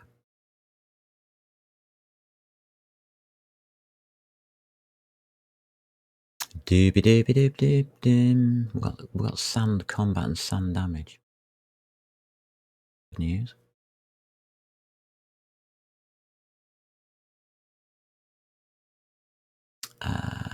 Main. Yeah. So under input.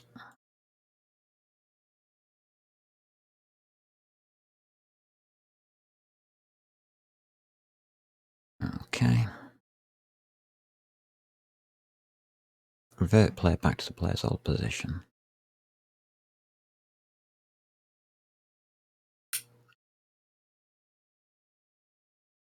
Equals the monster position. So it did have detection at that point. So there's the monster detection system. There.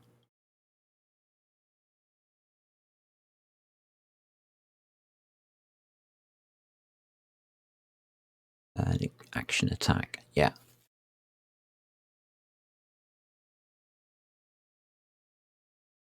Oh. What's that for, Poppy?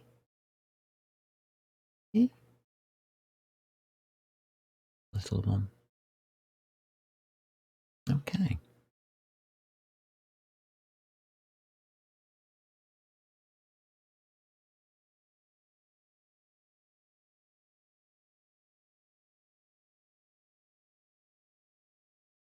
Mm-hmm.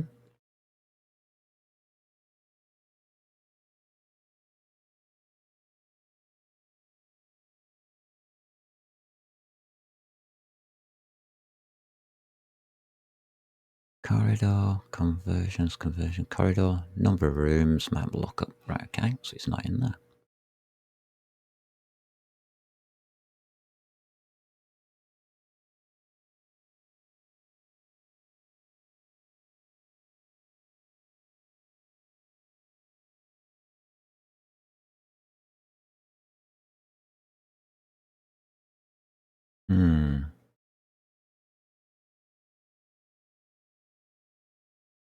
Alright, let's have a look through the main game loop.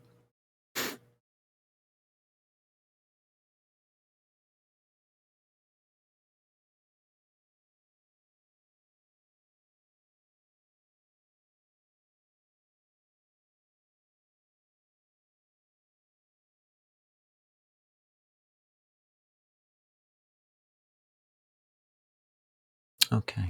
Main game loop. Yep. Camera. Yep. Yep, light. So we actually were initializing them all in order here. Main runtime game loop init. Add player to be the rendered. Yeah. Current game state. Yeah. Objects. Add a test monster. Monster position. Add wandering monsters. Blah blah blah blah blah. Yeah.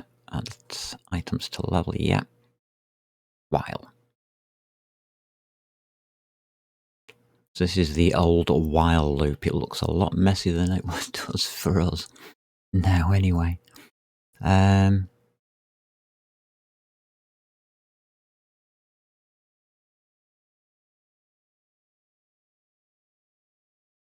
Okay.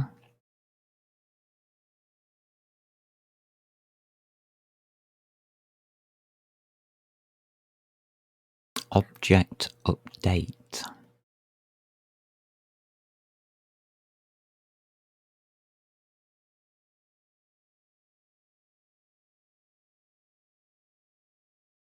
Where are you coming from, object update? And then we check for the attack.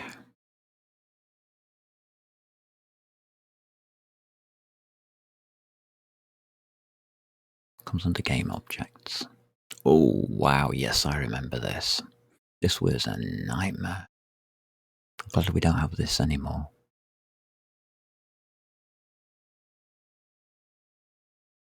Okay, initialize entities, blah, blah, blah.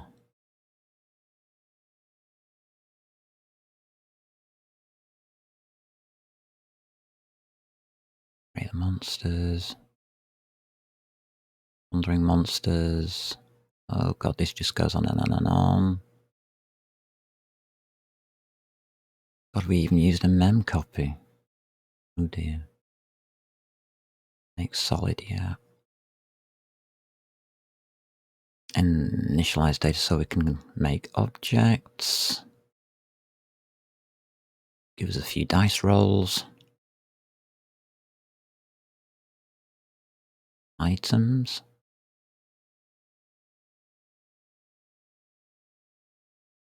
Populate room 0 with possible residents. Yeah. As above, but with a model. Make solid, yeah.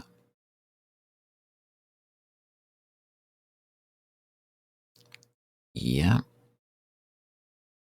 Object update.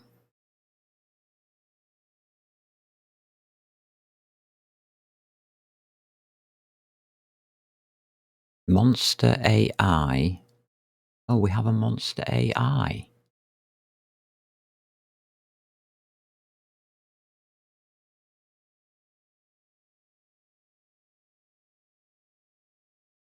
We do. You little beaut. There it is. Monster AI. Dextra. I think that's pronounced. Or Dijkstra. Dike. Yes, Dike. In the waterway.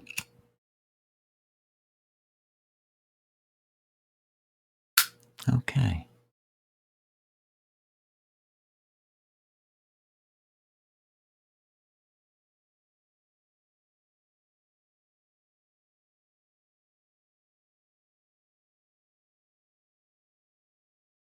So, this is the biggie.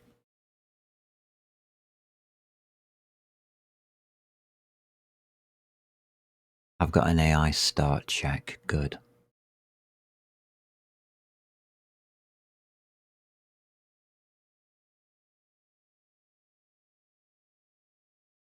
This is huge.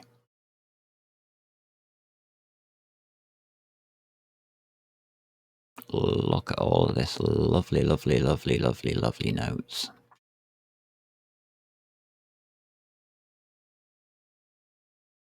So it's this whole AI unit. Is this just a full file?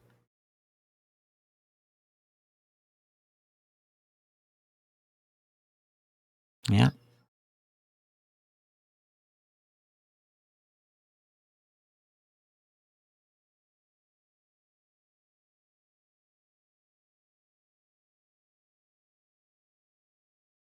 That's awesome.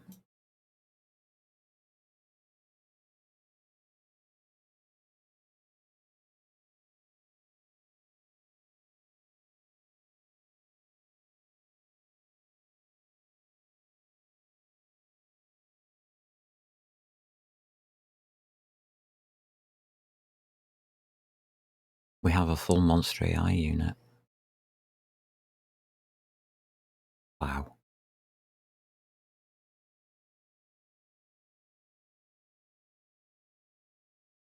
Now, where do we want to put it? I suppose it just goes into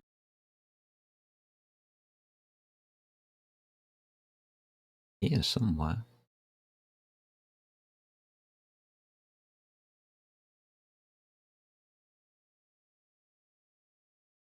Okay.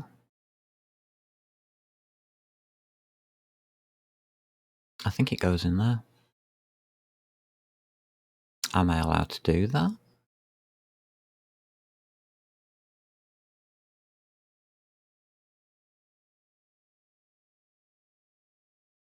Oh, that place is a shortcut.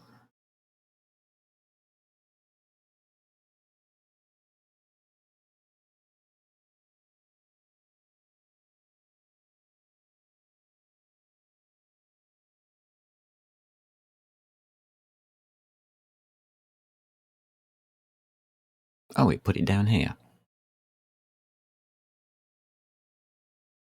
Well, that's damn clever, considering I clicked on that.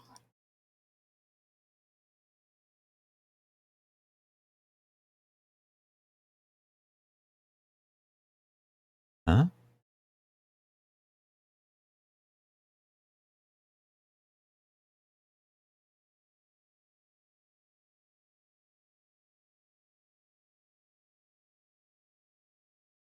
Why is it buggering about? Let's have a look then. Dungeon monsters.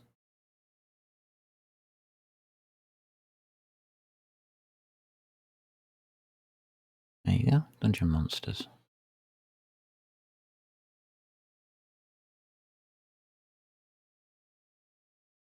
Australia.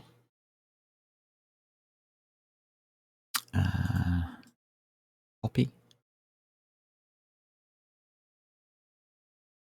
Paste. Cool. So I can now rename that.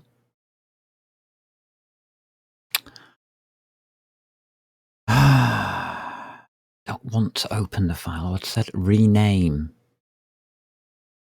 You Dumbo. Okay.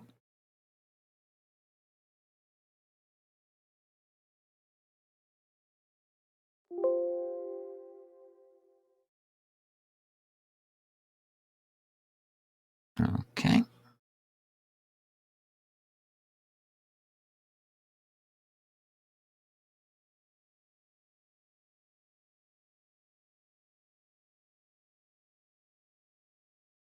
Why can I not add?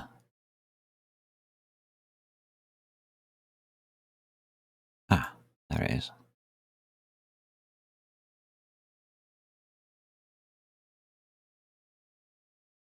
There we go.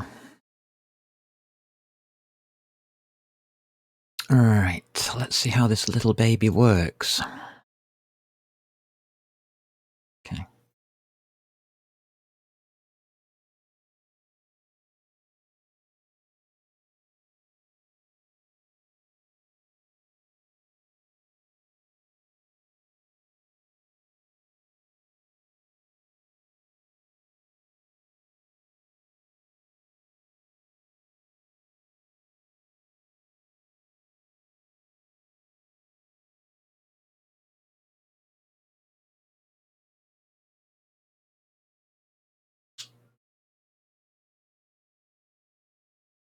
That will just be an int. That will just be an int.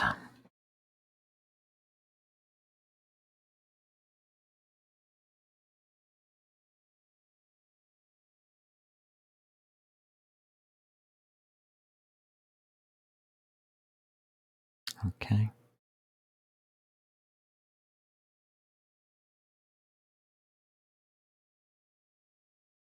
I wonder why that isn't working.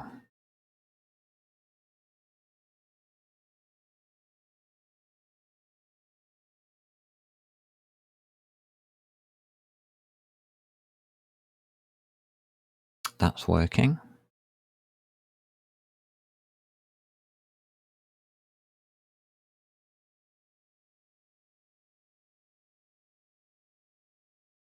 Map width and map height are not working.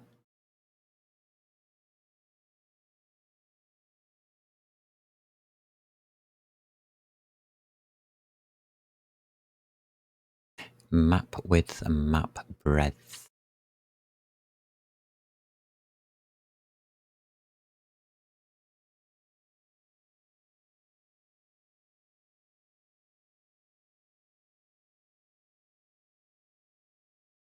All right.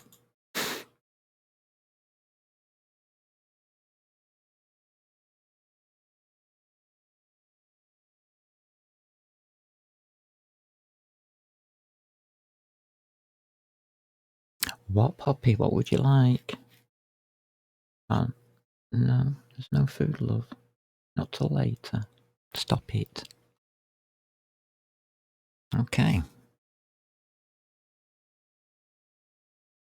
So, yeah, take two numbers that are ludicrously high.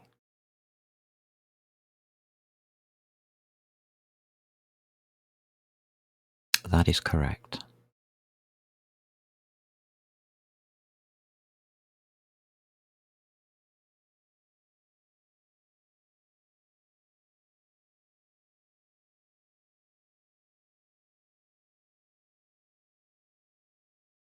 Change everything to ints, it's easier. That works fine. Change is made, correct.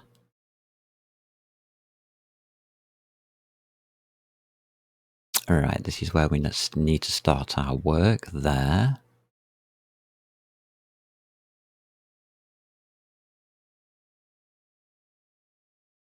Scan the Monster AI map until no changes are made.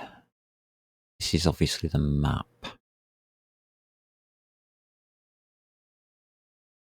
Okay.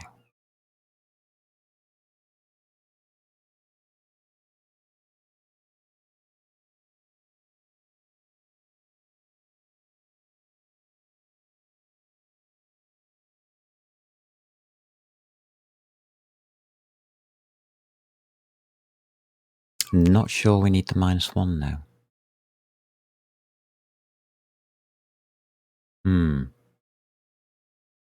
But we'll keep it.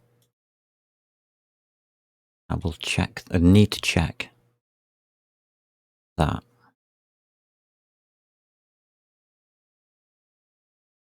Let's have a look. Shift to do.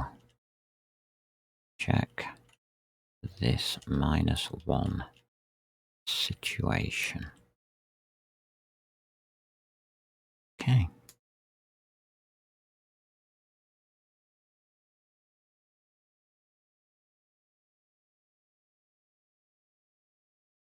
All we're doing is making a map of numbers. From 0, which is where the player is stood, to a number of tiles away for everything else to relate to. We're making a map of numbers. So if the player changes their position, you have to redo this map. So we're checking that lot on map cells.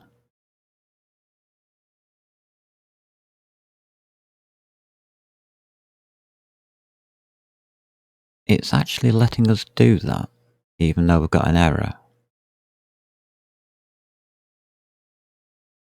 That's weird. I don't like the idea of that.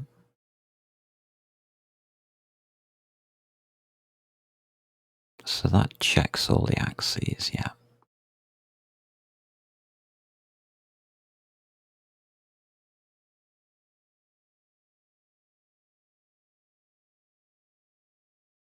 Okay. That needs changing. That doesn't exist, does that position? This is part of our ECS. So this is our ECS monster position. Um,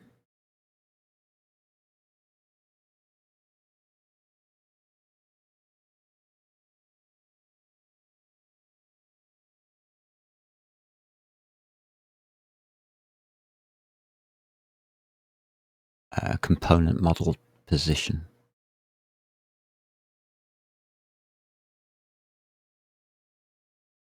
It's that one.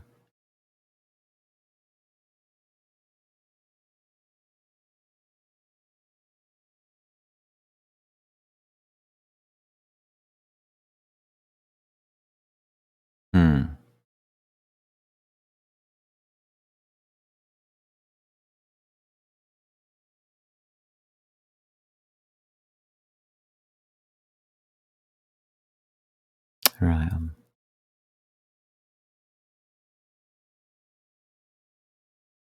Right. Is there a system for that or not?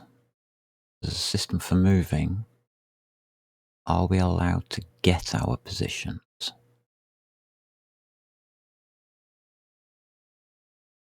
Look up. Yes, we are. Good.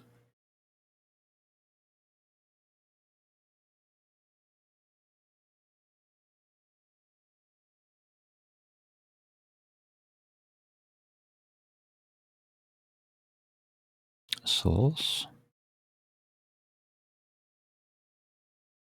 ECS. Component model. Okay.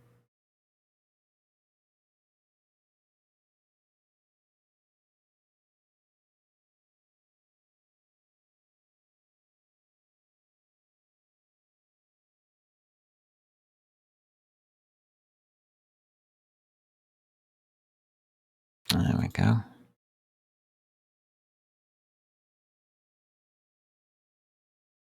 That'll work.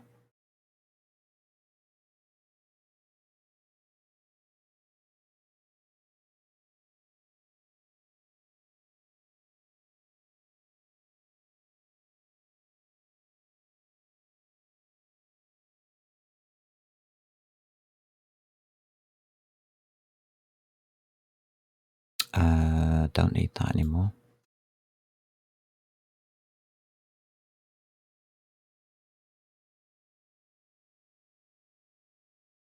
Monster position.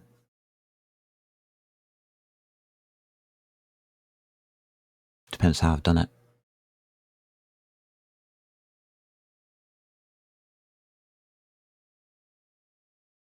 Structs, entity components. Position.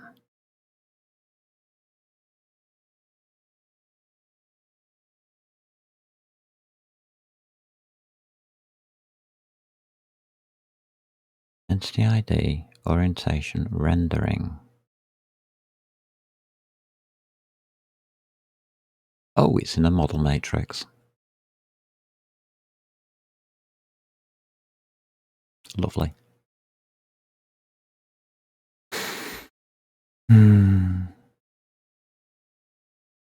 There it is.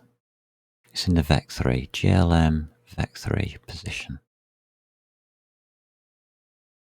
It's got an X, a Y, and a Z. So it is position 0 and it is position 2.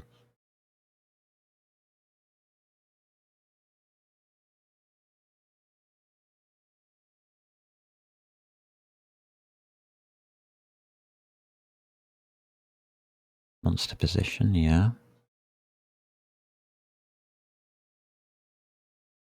Monster position 0, yeah. Oh, I see. Ah, good point. That's a static cast.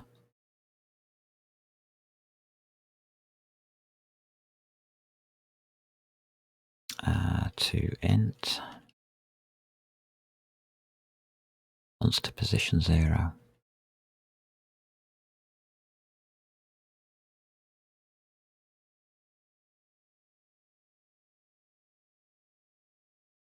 That's why that bracket's there.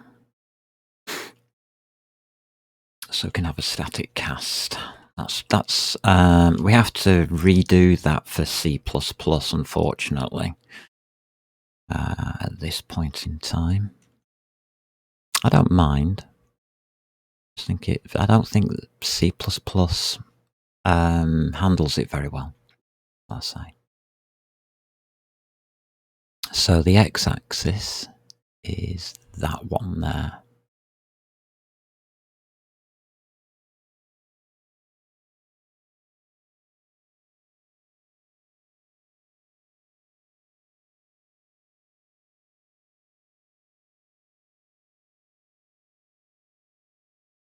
And that's an int.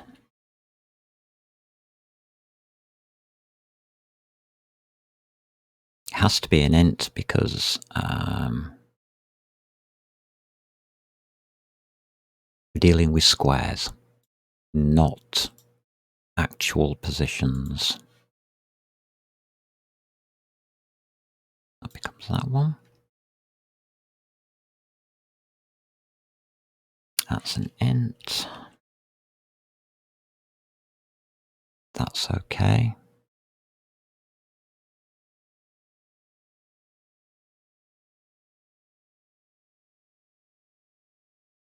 Dice roll. Okay, we are using Amber Maths. Are we? Yeah.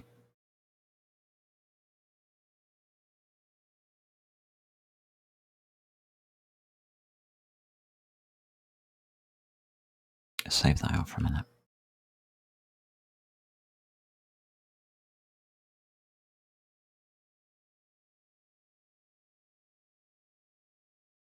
Hash include, it's a header file only, so I'm putting it there. Source. Amber Maths. Oh, didn't work.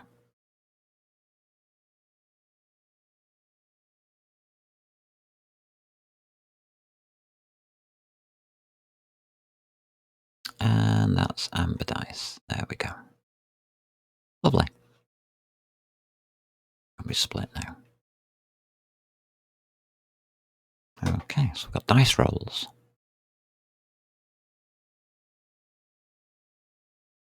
I think we're done.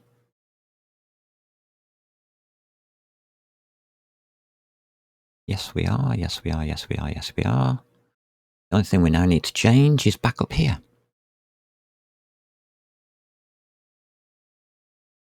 which would be the current map.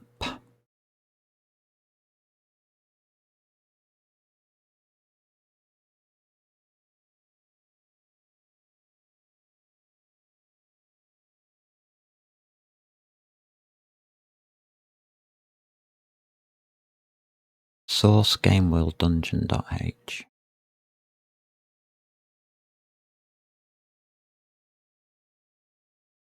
Go on you.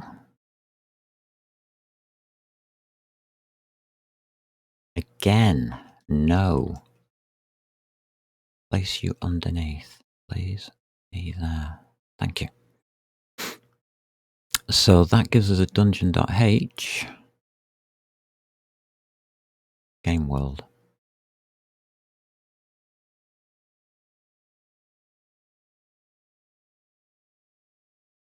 Which gives us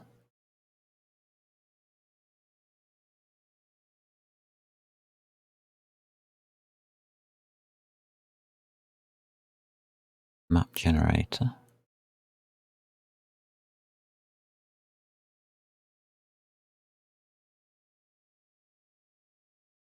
Okay, how are we using it then?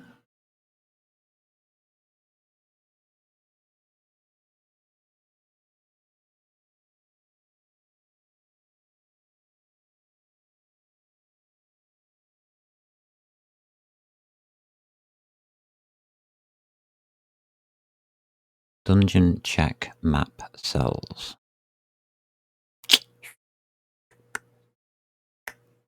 Checks if floor tile exists.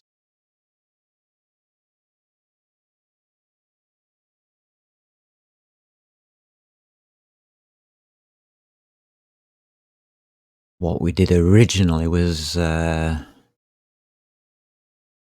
take all of the map cells, a copy of it,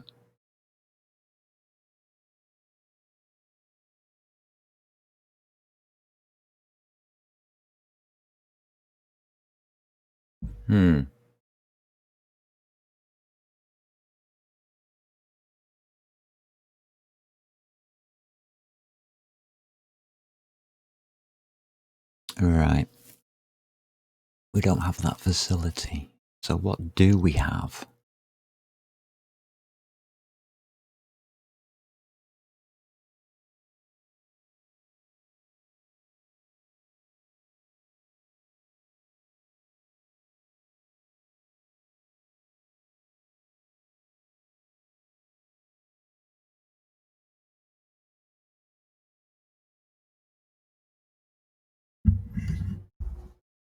We do have the map cells as before.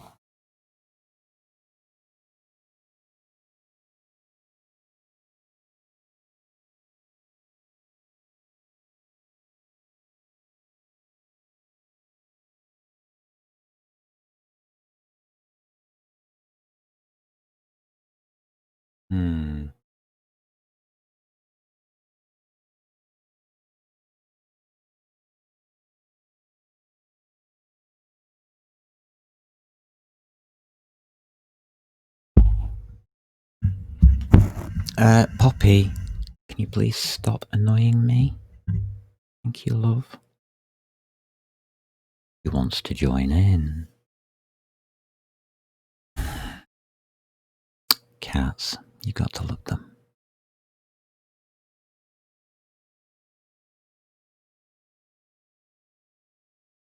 I would prefer to use it the way I've done it here.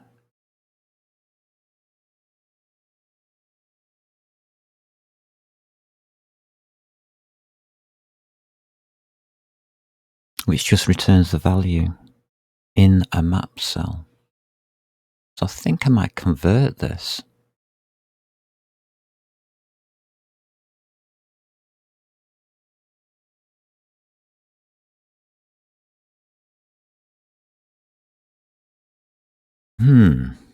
If I do that, then everything should highlight.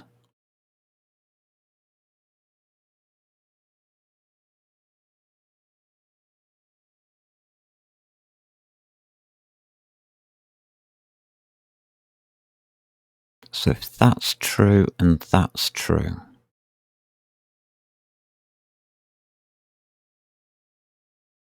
we can do a lookup at xz minus 1.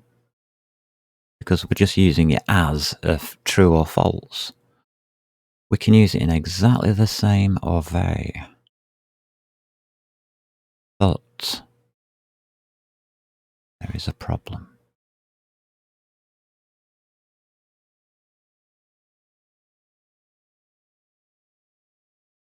Put a not sign in.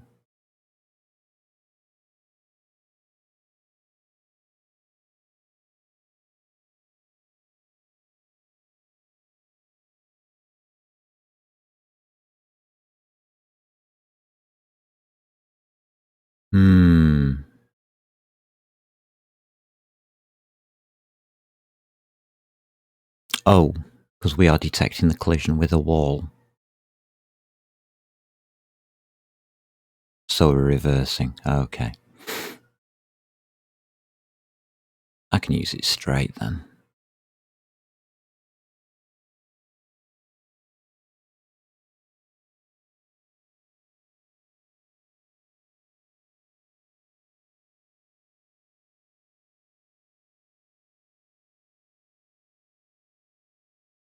X is an int. Please tell me it's an int.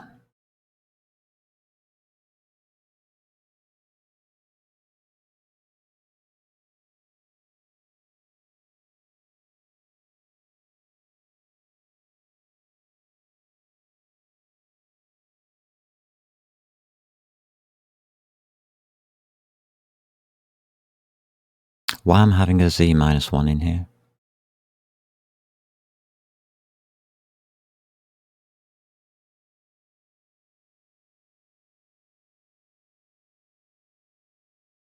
Oh, right, yes.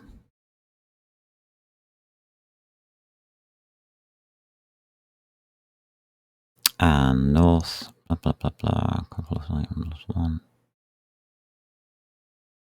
So if that's true, why do we have a squiggle?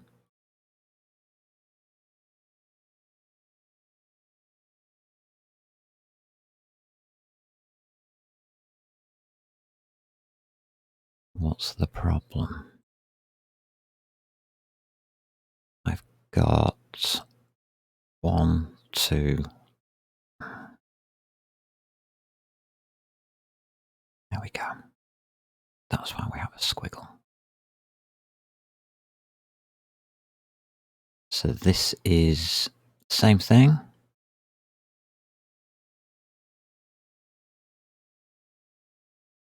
but with z plus 1.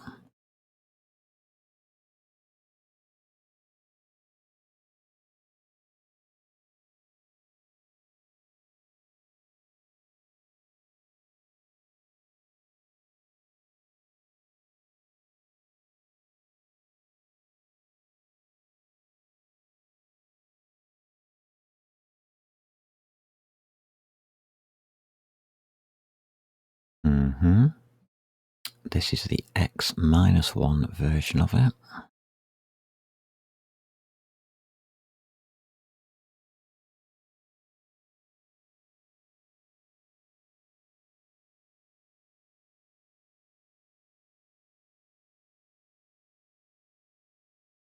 And then there should be an x plus 1 version of it.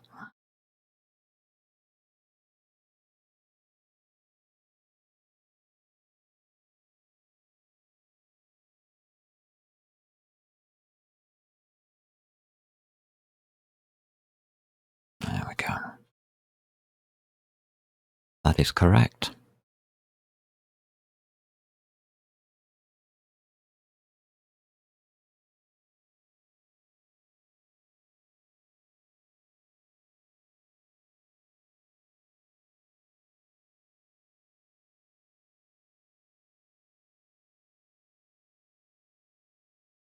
Now, will that function?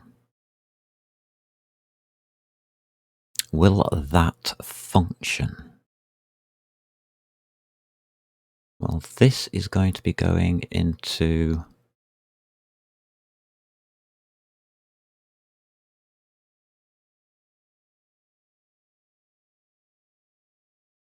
our game rules.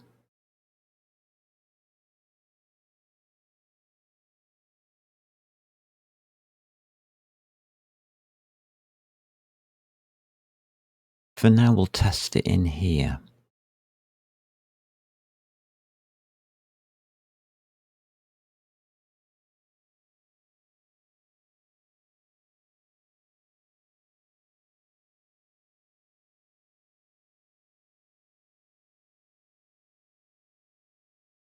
Why is he not coming up? Oh, because I'm an idiot.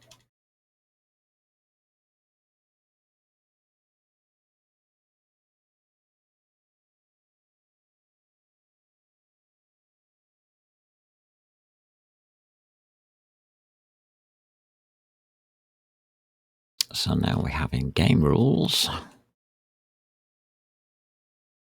dungeon monsters have an AI.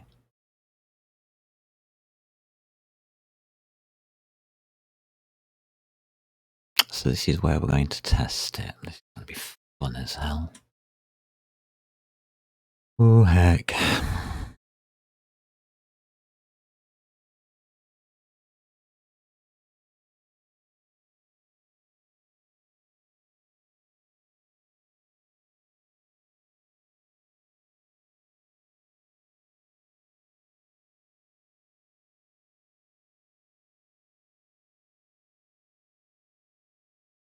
Okay.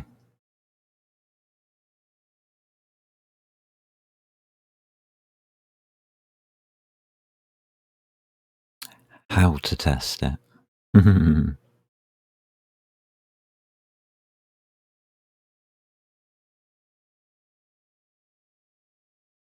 Oh, I've got me all my stuff in here as well, haven't I? Right. Line target, alt smooth, LOS. Okay. We'll put my notes in. We're doing good.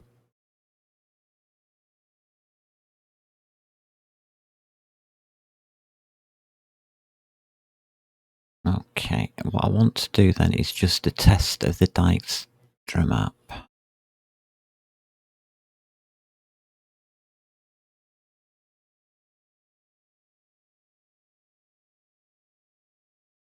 So I need a target X and a target Z.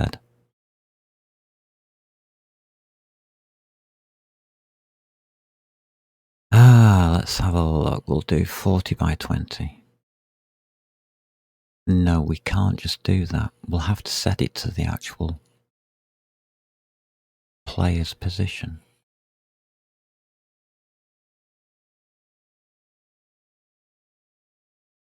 So I want to do that there.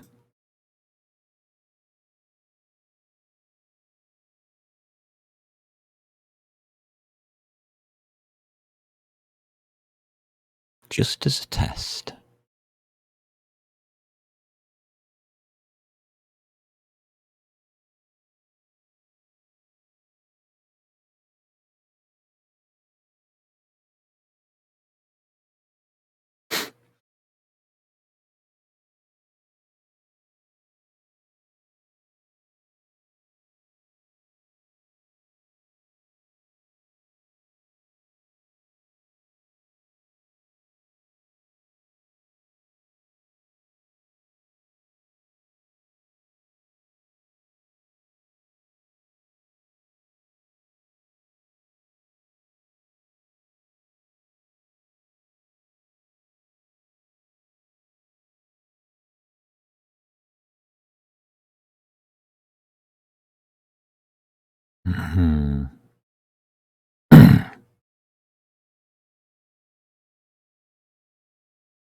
Do I know where the current player's position is?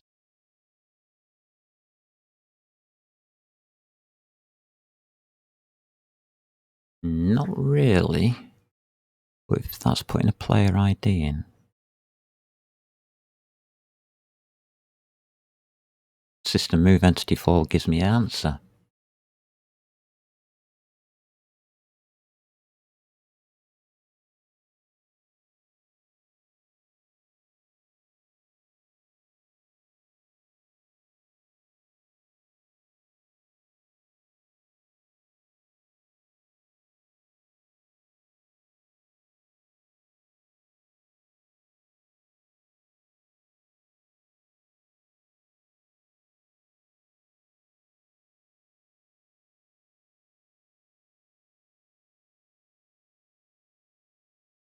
Okay.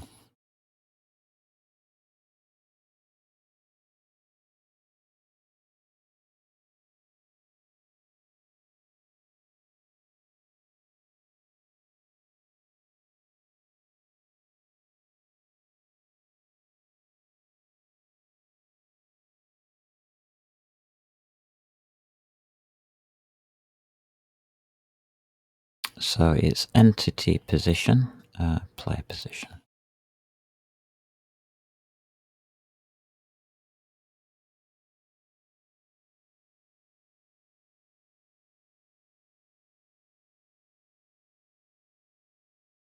Blah, blah, blah, blah, blah. Is that... why won't it update what I've just done?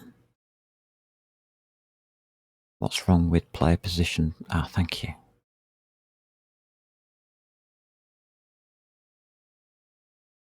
Player position.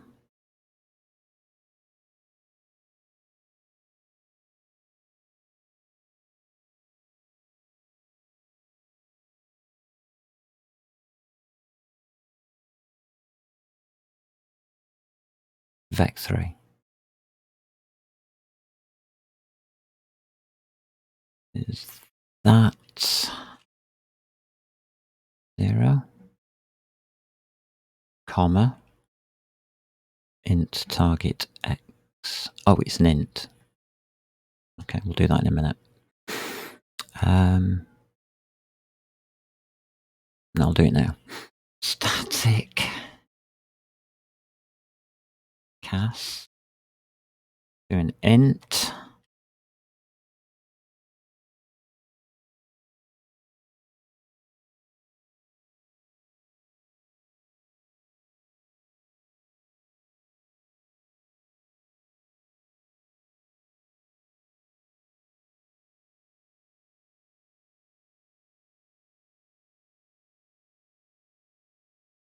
I'll just pop you in again.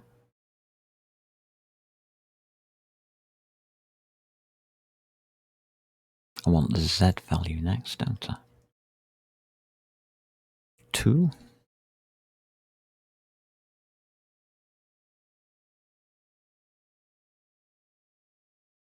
And what's wrong with that statement? Target X, target Z. Int. That's fine.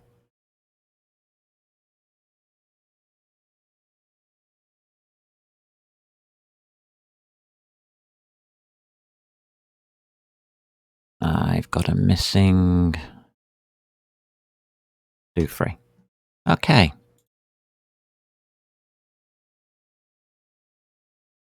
I'm going to see whether the Dijkstra map works.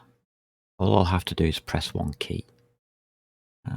So we'll just do that. We will do a test build. Ooh, didn't like it. We've got floats.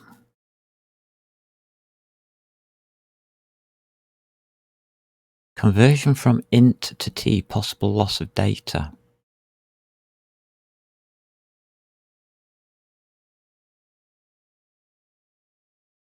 On 5260, the ones have altered probably. Int to t.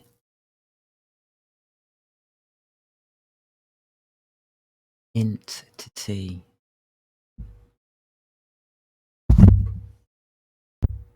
What is t? It's a float.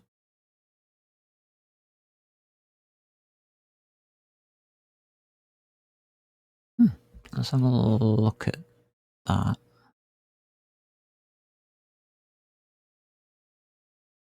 It's not an error. On 52.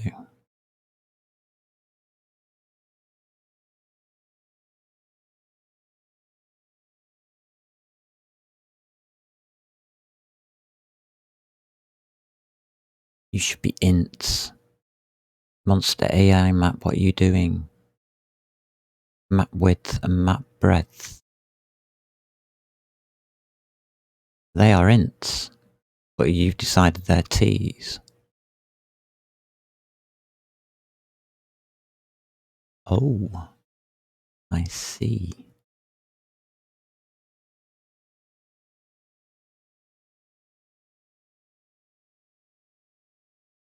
No, they're ints.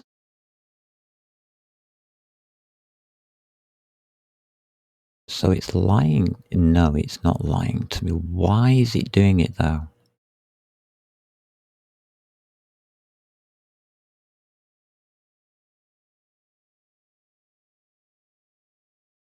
I might be reading this wrong. I think I am.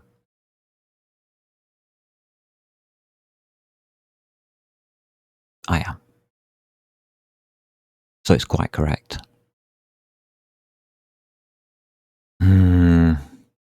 I hate it when it's right. Second. That's wrong. It's all these positions.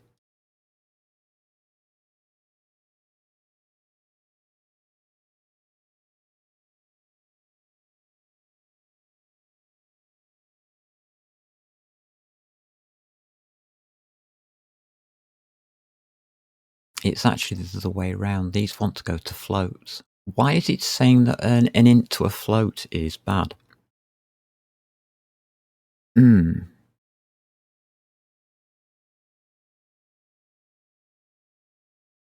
Oh, yes, of course it is. different maximum values. Hmm.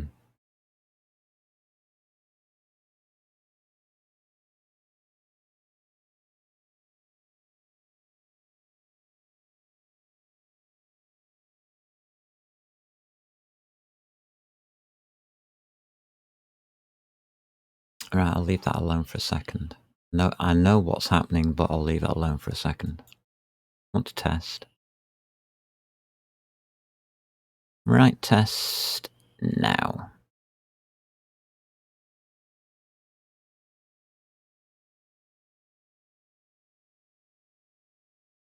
745. Yeah, that's correct. The AI unit is working.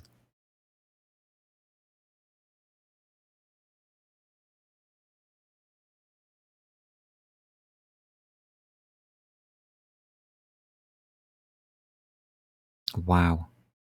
And that's damn fast. Hmm.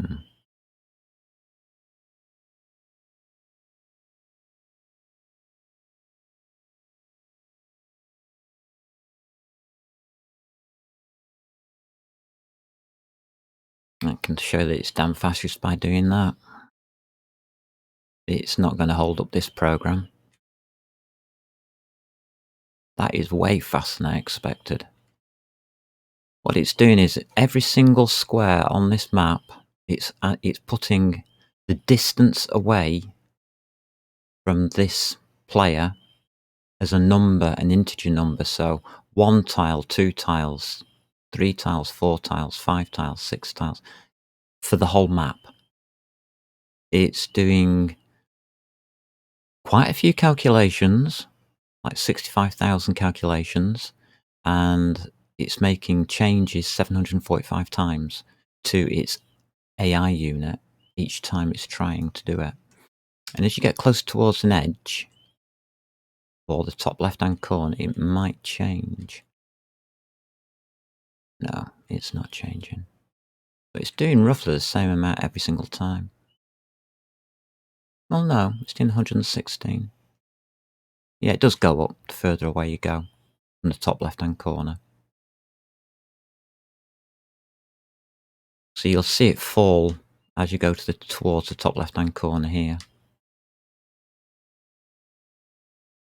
down to a base. But yeah, that's working fine. That's what I expected, and that's why I was worried about, how can you put it? Lag. And that's the best way of putting it. So yeah, that's going to work. Right.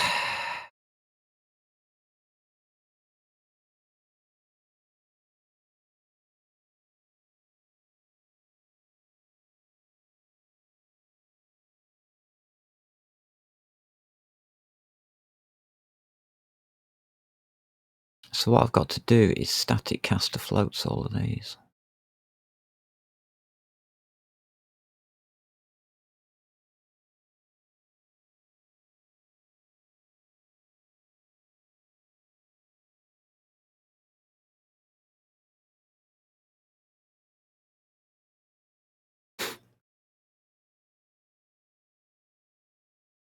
How do we know which monster it is?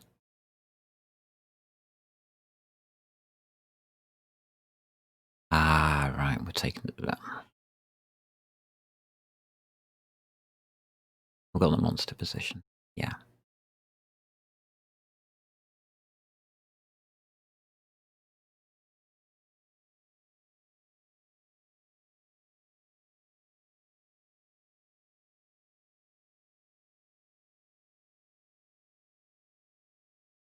Hmm.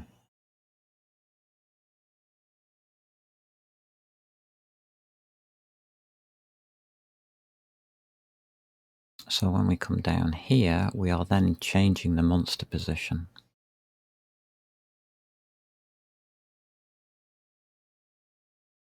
Means we're going back to floats.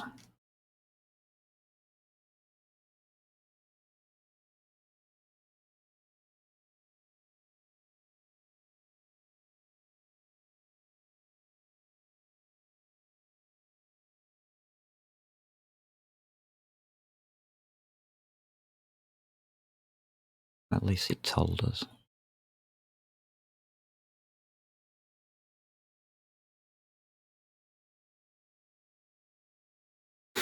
So every time it says, ooh.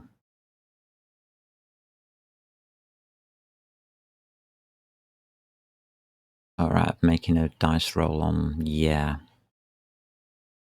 It's to decide random, yeah, give it a bit more randomness in its AI. That's fine.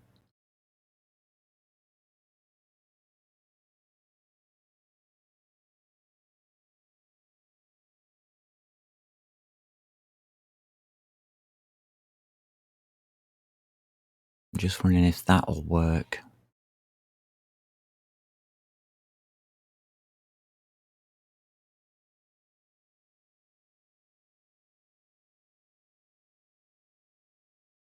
Well, we'll see. Right, so that's north, south, west.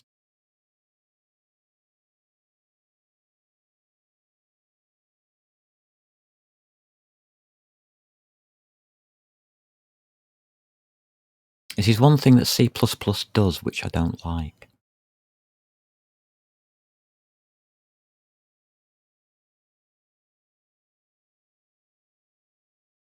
In C, it's automatic.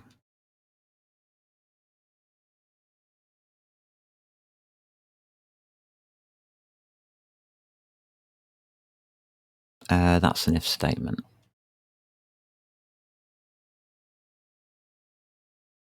That's a problem. If statements are different types.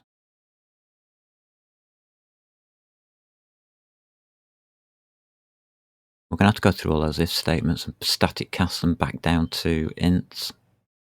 Otherwise, that will not work. That's an int. That if statement won't work. That's fine.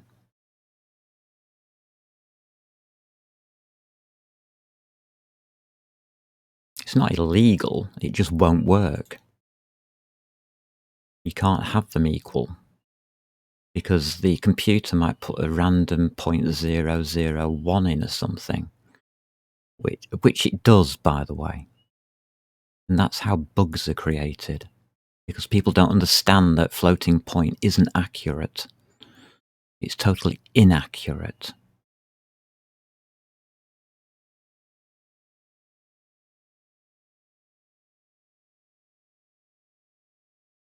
You've got to expect it to be inaccurate, otherwise it won't work.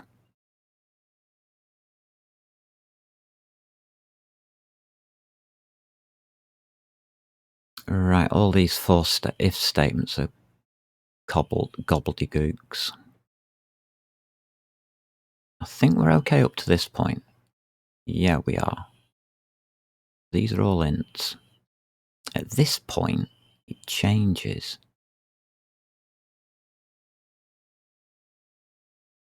That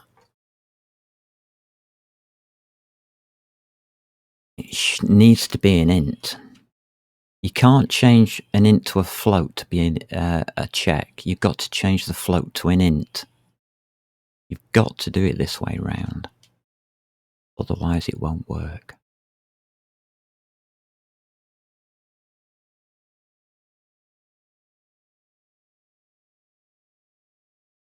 That's north, south, west,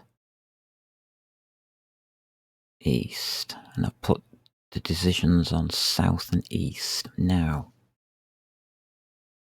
is that enough? Should I have done it for north and west as well? I should.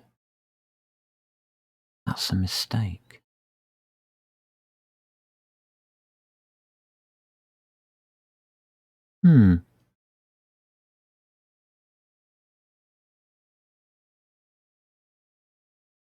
Interesting. There's some code missing here.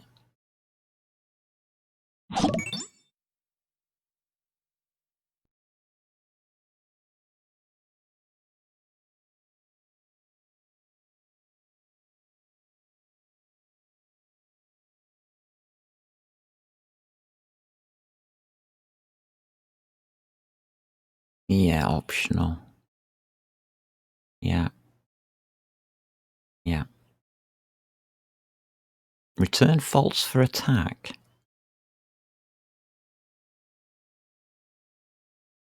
That's because they can't bump into walls. No number is generated in walls. In a wall. Only for the tiles that are floor tiles, it will generate a number. So the possible moves can only go to a number. They can't go into a wall, because a wall will be 9,999. And the number will never be higher than that.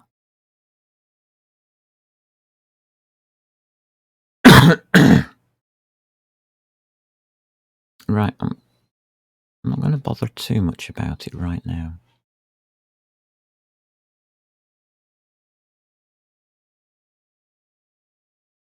There we go. Do a full rebuild to see whether we could get any more error messages. Nope. Hold on. So that's the correct way of coding that in C++ instead of C. Damn shame. C++ is so much more messy than C.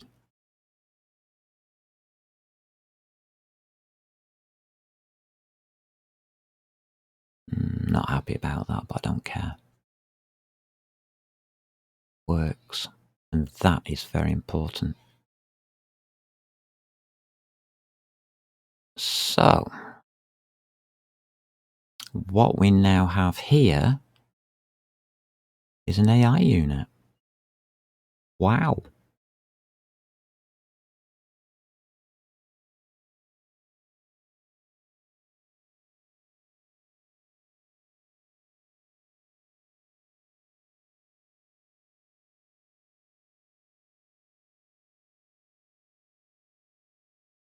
Game turn tests the monster AI. Monster I for speed.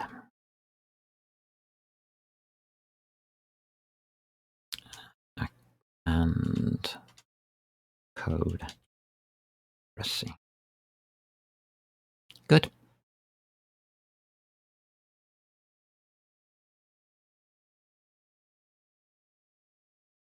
It's not hard, is it?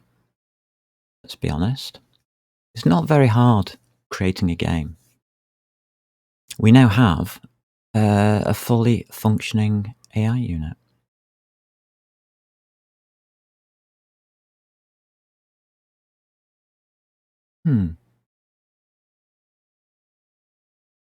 So now that we have the Dijkstra map, we can loop through all the entities, doing the player separate and using the Dijkstra map to move the monsters to the player. And that I shall leave till next time. It's now 3:30 and I've got to start getting ready for food, and that's interesting. Emails are done, aren't they? Let me just check my email box. Yeah, hold on. Good. If anybody watches this and wants to participate, I will be doing this most afternoons. Mondays I don't broadcast. But as you can see, we now have the possibility that tomorrow, Sunday, we can start up. Now, where are we on file now?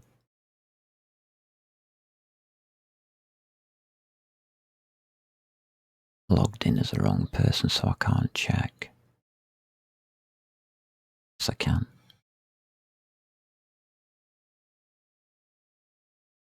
good. We're on Fraser Sharp.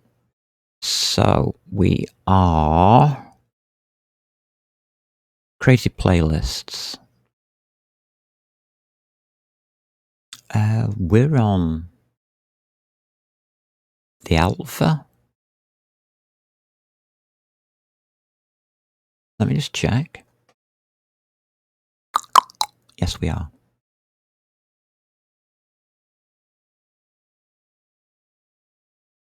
Sure of it.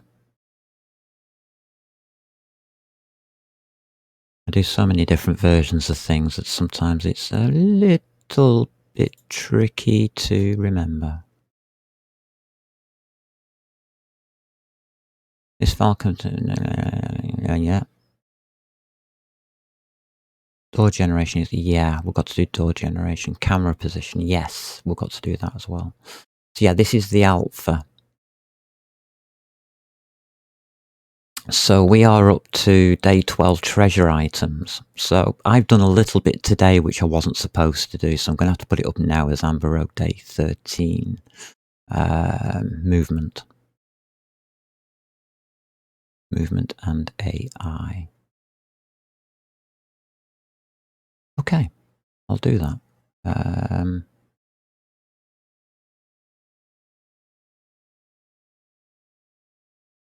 I'll sort that out in a minute or two. Yeah, because I need to make some notes to do it. Right. Thank you for watching. I hope you all have a good time. And if you want to join in with this, please do so. Everything's up on YouTube, obviously, from the intro of the full project, shaders, all the rest of it. It's all in here. All the development is also on the playlists. Make sure it's on full playlists. So we have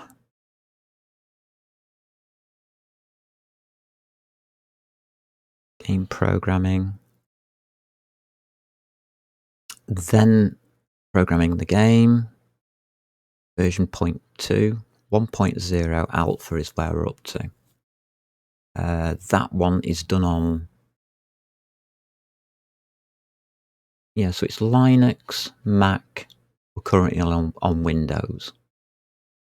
So if you've got any issues that, oh, but I'm on a Mac and I can't do your renderer, well, it's there.